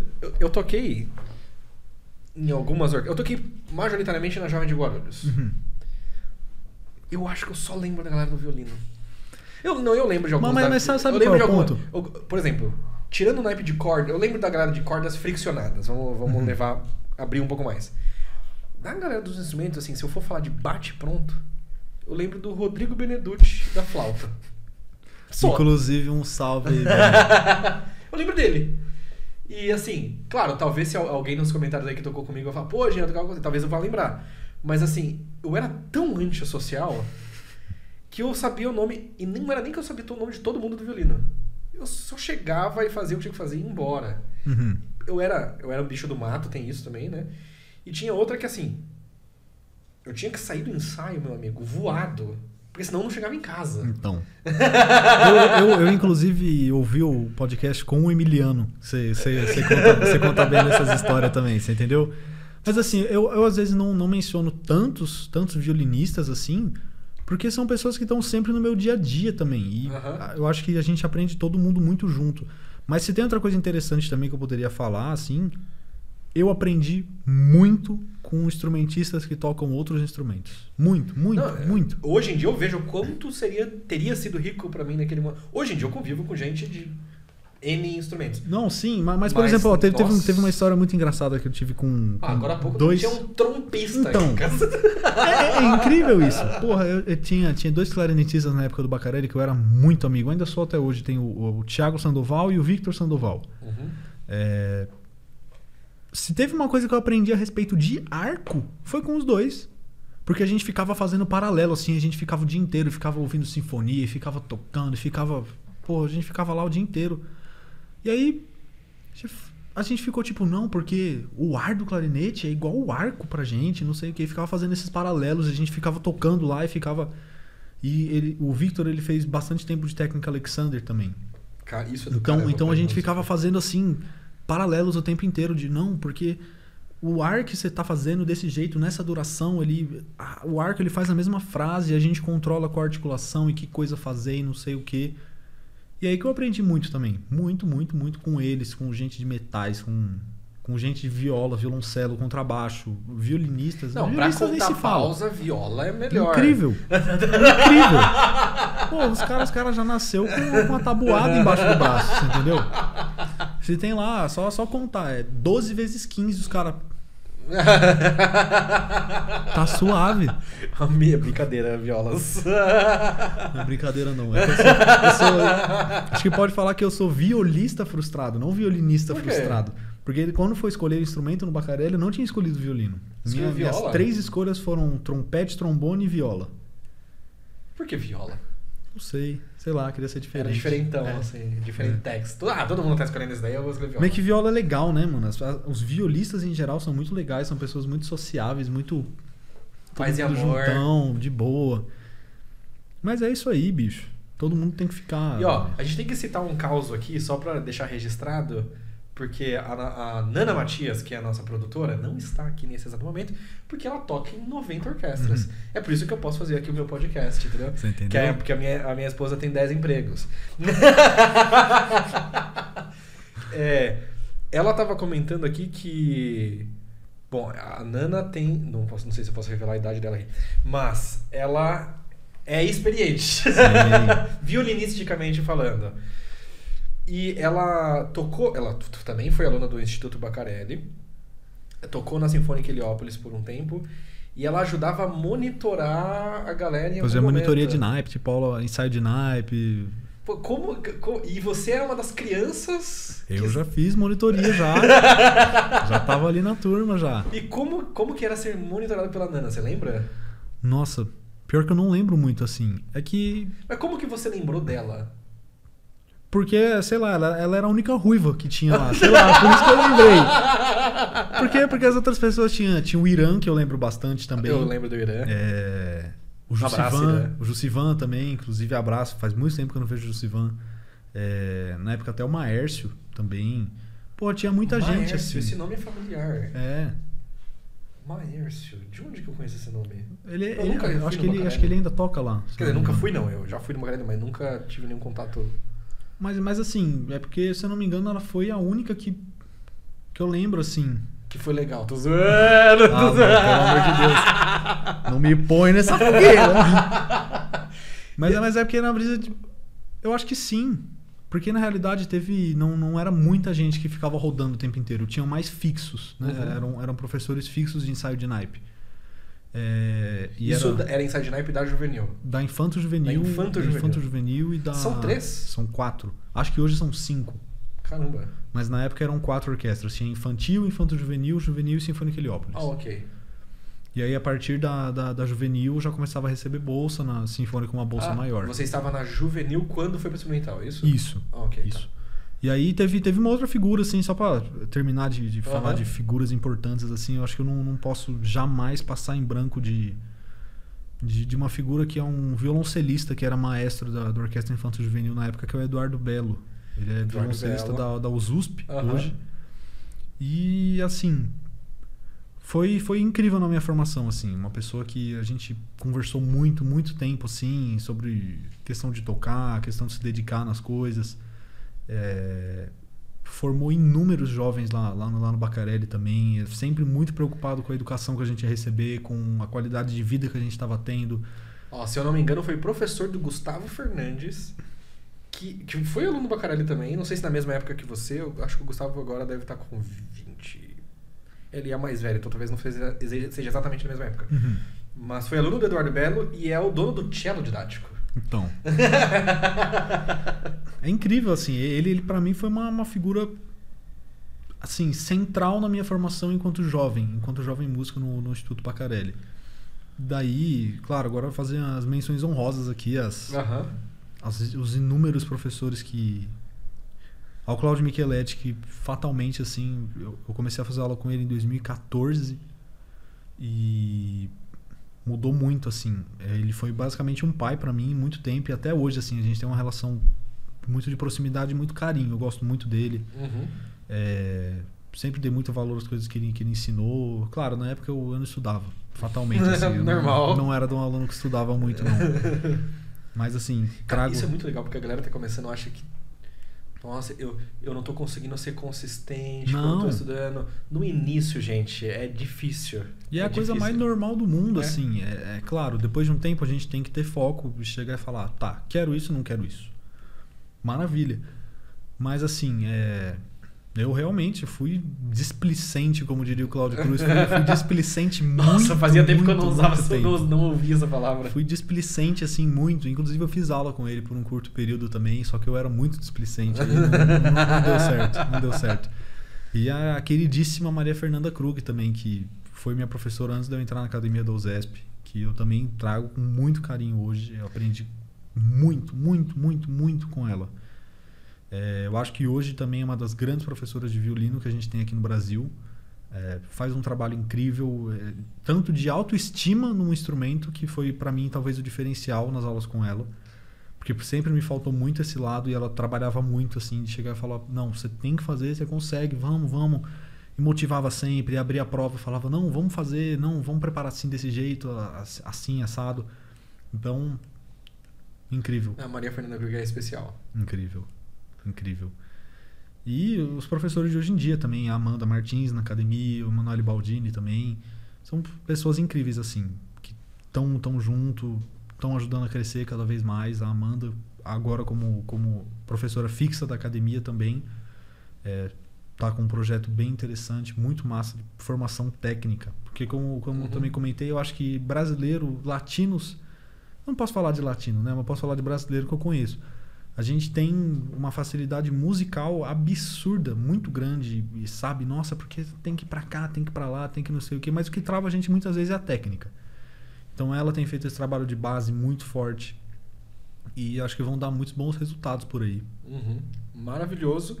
E cápsula do tempo. O que você acha que vai estar acontecendo com você daqui a alguns anos? O que você vai estar fazendo daqui a uns anos?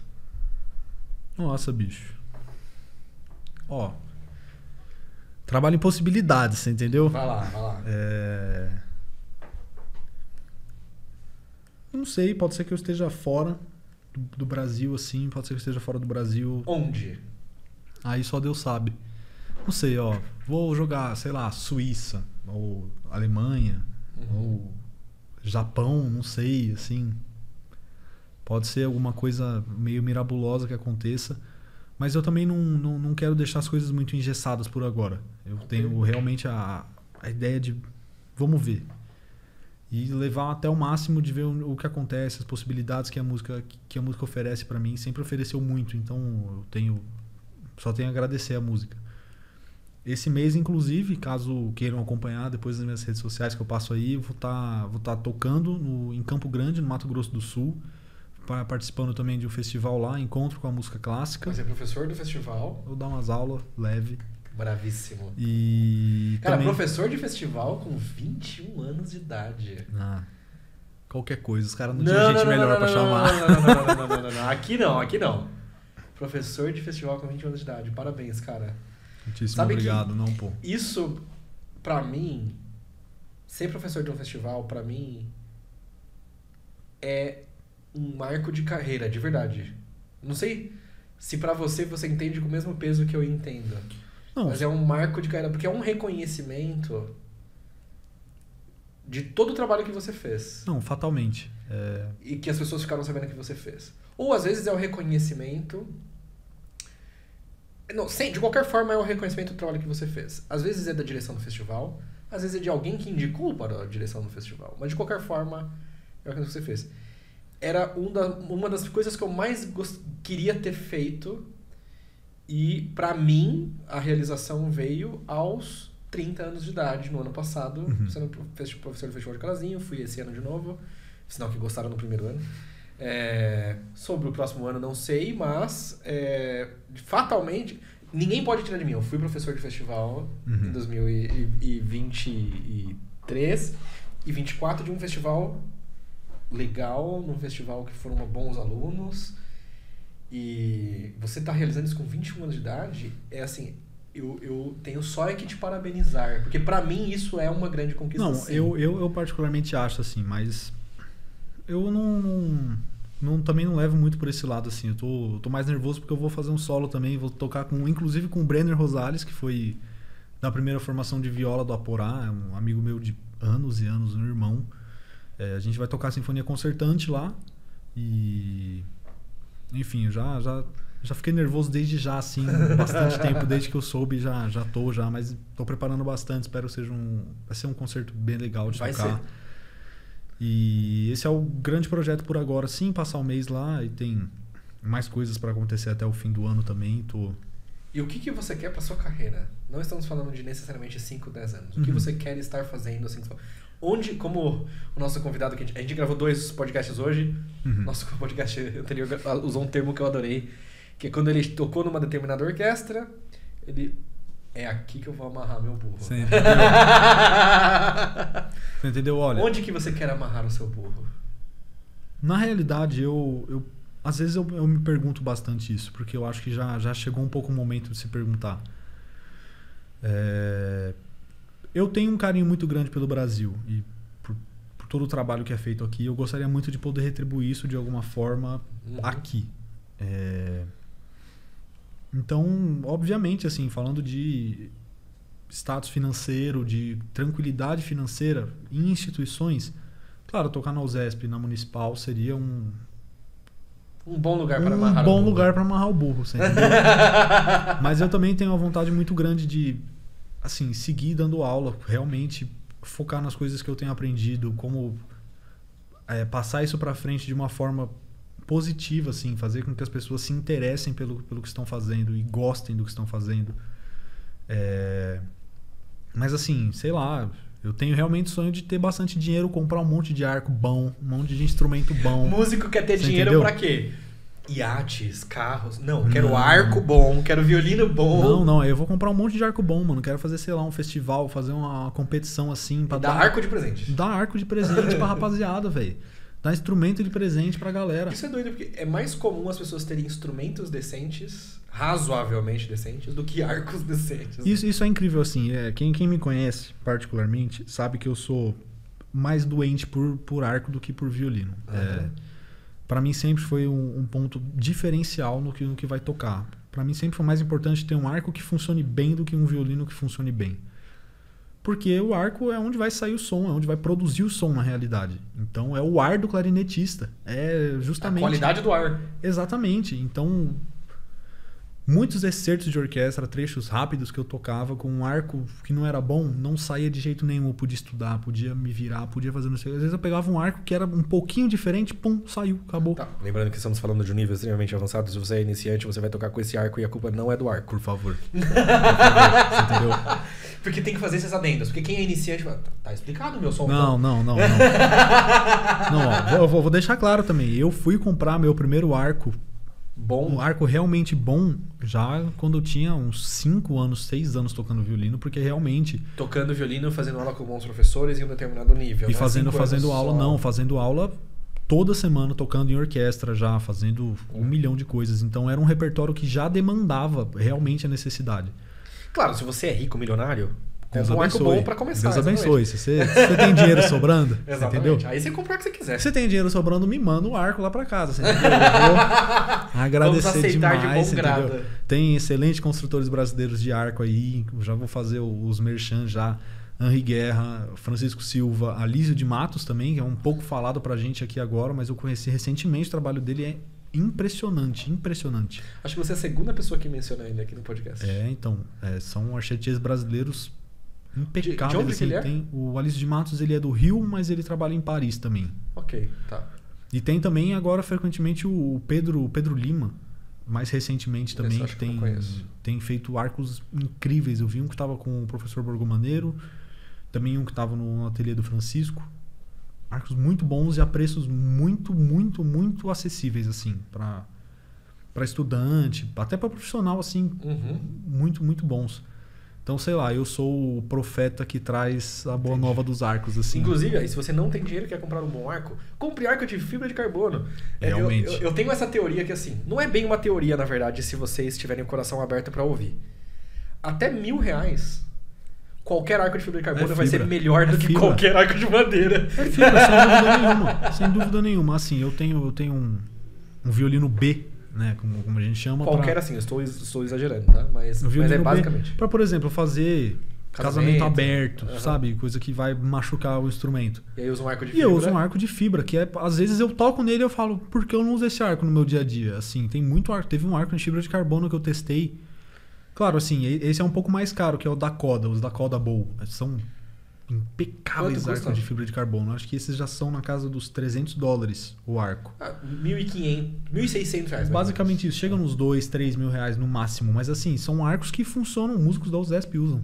Na USESP. Assim, tem um grande professor brasileiro, um dos maiores professores brasileiros de todos os tempos, que falou pra gente que não é que não tem arco bom, que tem arco em casa de R$50 mil, de R$70 mil.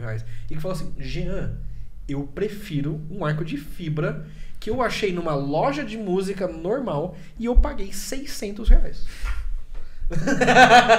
E ele usou um argumento assim, porque bastante gente fala, e é um bom argumento, não, porque o arco, a madeira do arco e a qualidade, a densidade do arco, tem nomes técnicos específicos que eu não vou saber, muda o som do arco, muda o som do violino. E aí esse professor falou disso, e é verdade isso, porém eu não quero que o meu arco mude o som do violino. Eu não quero essa variável. Eu não quero essa variável. Eu quero que ele funcione muito bem pra fazer as coisas que eu preciso fazer. Eu não quero que ele altere o som nativo do meu violino. Porque é uma variável a mais pra você entender o que tá acontecendo. E é um bom argumento. É um excelente argumento. Mas assim...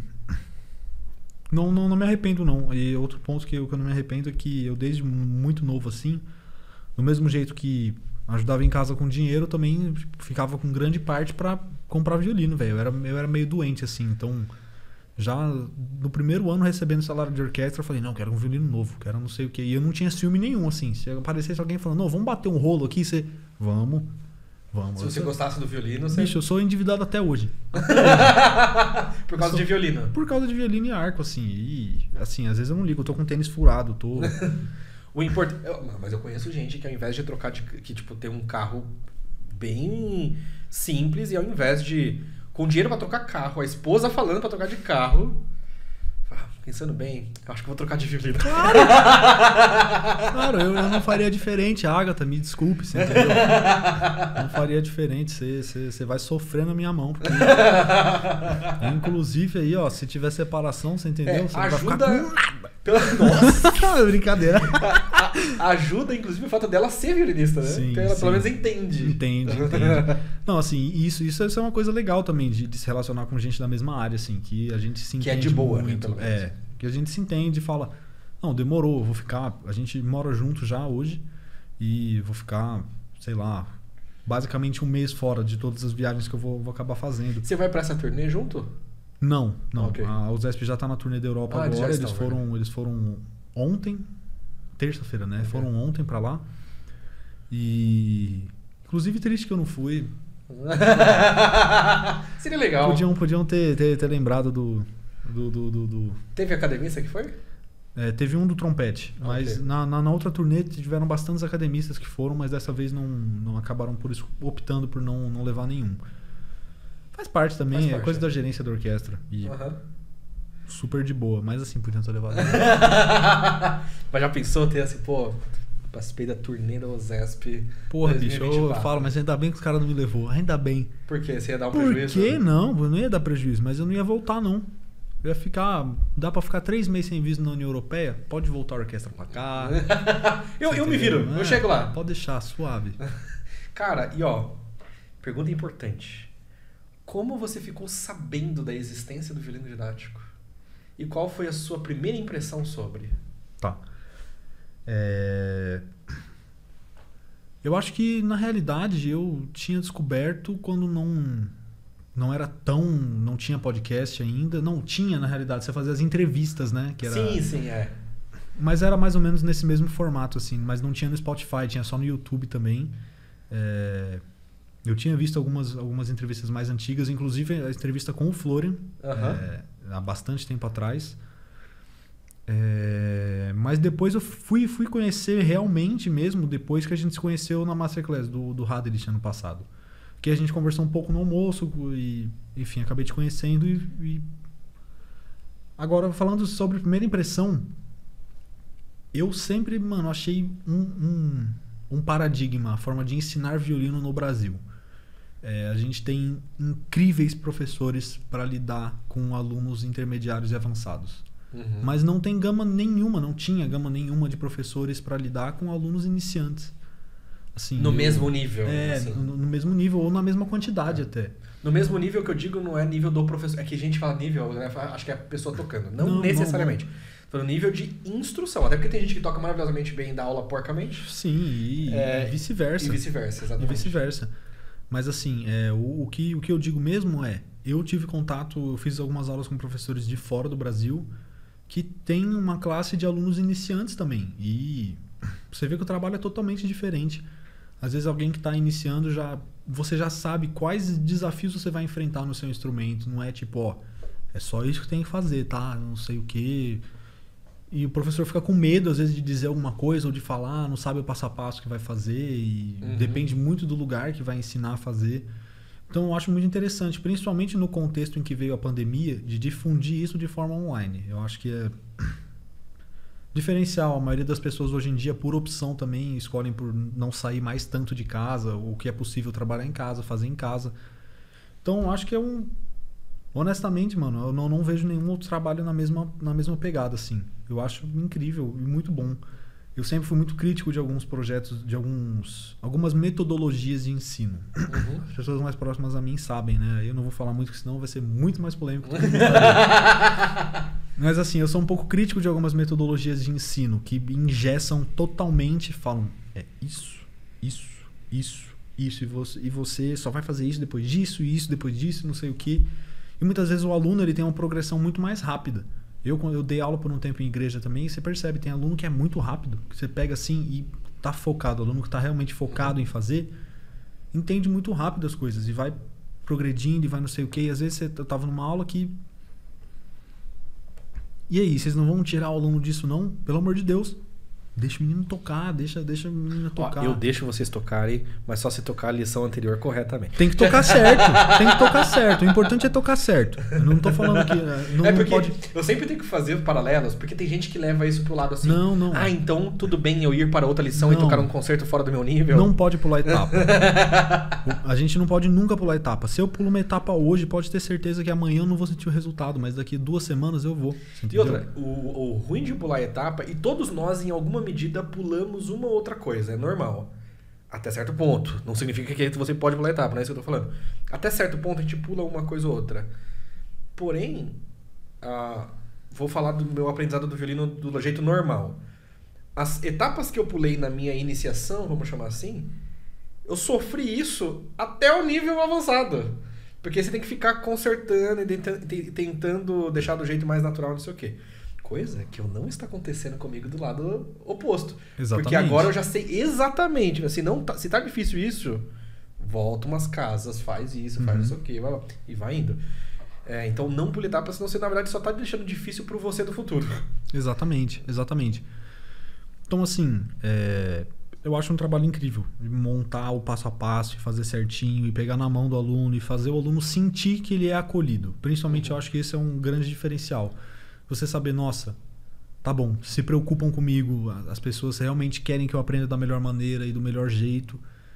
E é diferencial, honestamente, mano, parabéns. E pra mim é uma... Agora eu posso falar assim, eu devia ter falado já no início, me desculpa. Não, que isso. Mas é uma honra e um prazer imenso estar aqui fazendo parte. Agradeço muito pelo convite de você, da pra Nana. Gente é uma honra. E sabe que você é um cara muito querido pela gente, que a gente cita diversas vezes aqui. Não, bicho. De verdade. E quem você acha que seria interessante estar nesse podcast para conversar com a gente? Tá. Tem algumas possibilidades que eu acho legal. Eu tinha ouvido alguns também, eu fiquei tipo, porra, quem será que eu falo que é legal ir lá? Assim, a Maria Fernanda, eu acho que é uma... Provavelmente eu não sou a primeira pessoa que fala isso, vocês já devem ter pensado nisso também. A gente tá em contato com ela para tentar achar data, porque a agenda é complicada. Ela é cheia de coisa para fazer sempre. Sim. Mas assim, ela é incrível. Eu acho que é... Mas para quem já quiser conhecer um pouco, eu tenho uma entrevista dela aqui no canal. Se você procurar Maria Fernanda Krug, vai ser no YouTube, só isso. Vai ser uma das primeiras coisas que vai aparecer. Ela eu acho incrível. Falando de músicos, eu acho que o Eduardo Belo também ia ser uma pessoa incrível, é cheio de histórias, cheio de coisa engraçada assim para falar, cheio de conteúdo também. Incrível, uma pessoa muito querida. E... Bom, nossa, tem tanta gente assim, mas assim, de cara foram os dois que eu citei aqui também, que eu acho que seriam muito interessantes de ser chamados. E como as pessoas podem te achar nas redes sociais? Maravilha. Então vamos lá. Caso vocês queiram fazer uma pressão no meu projeto de choro... 365 choros. Tá lá, @o violino do Meca no Instagram. O violino do Meca é um bom arroba. Então, @o violino do Meca no Instagram. Que ali eu posto também outros conteúdos mais exclusivos do violino. Agora também meu perfil pessoal é _Gabriel Meca no Instagram. Facebook Gabriel Meca Herculano.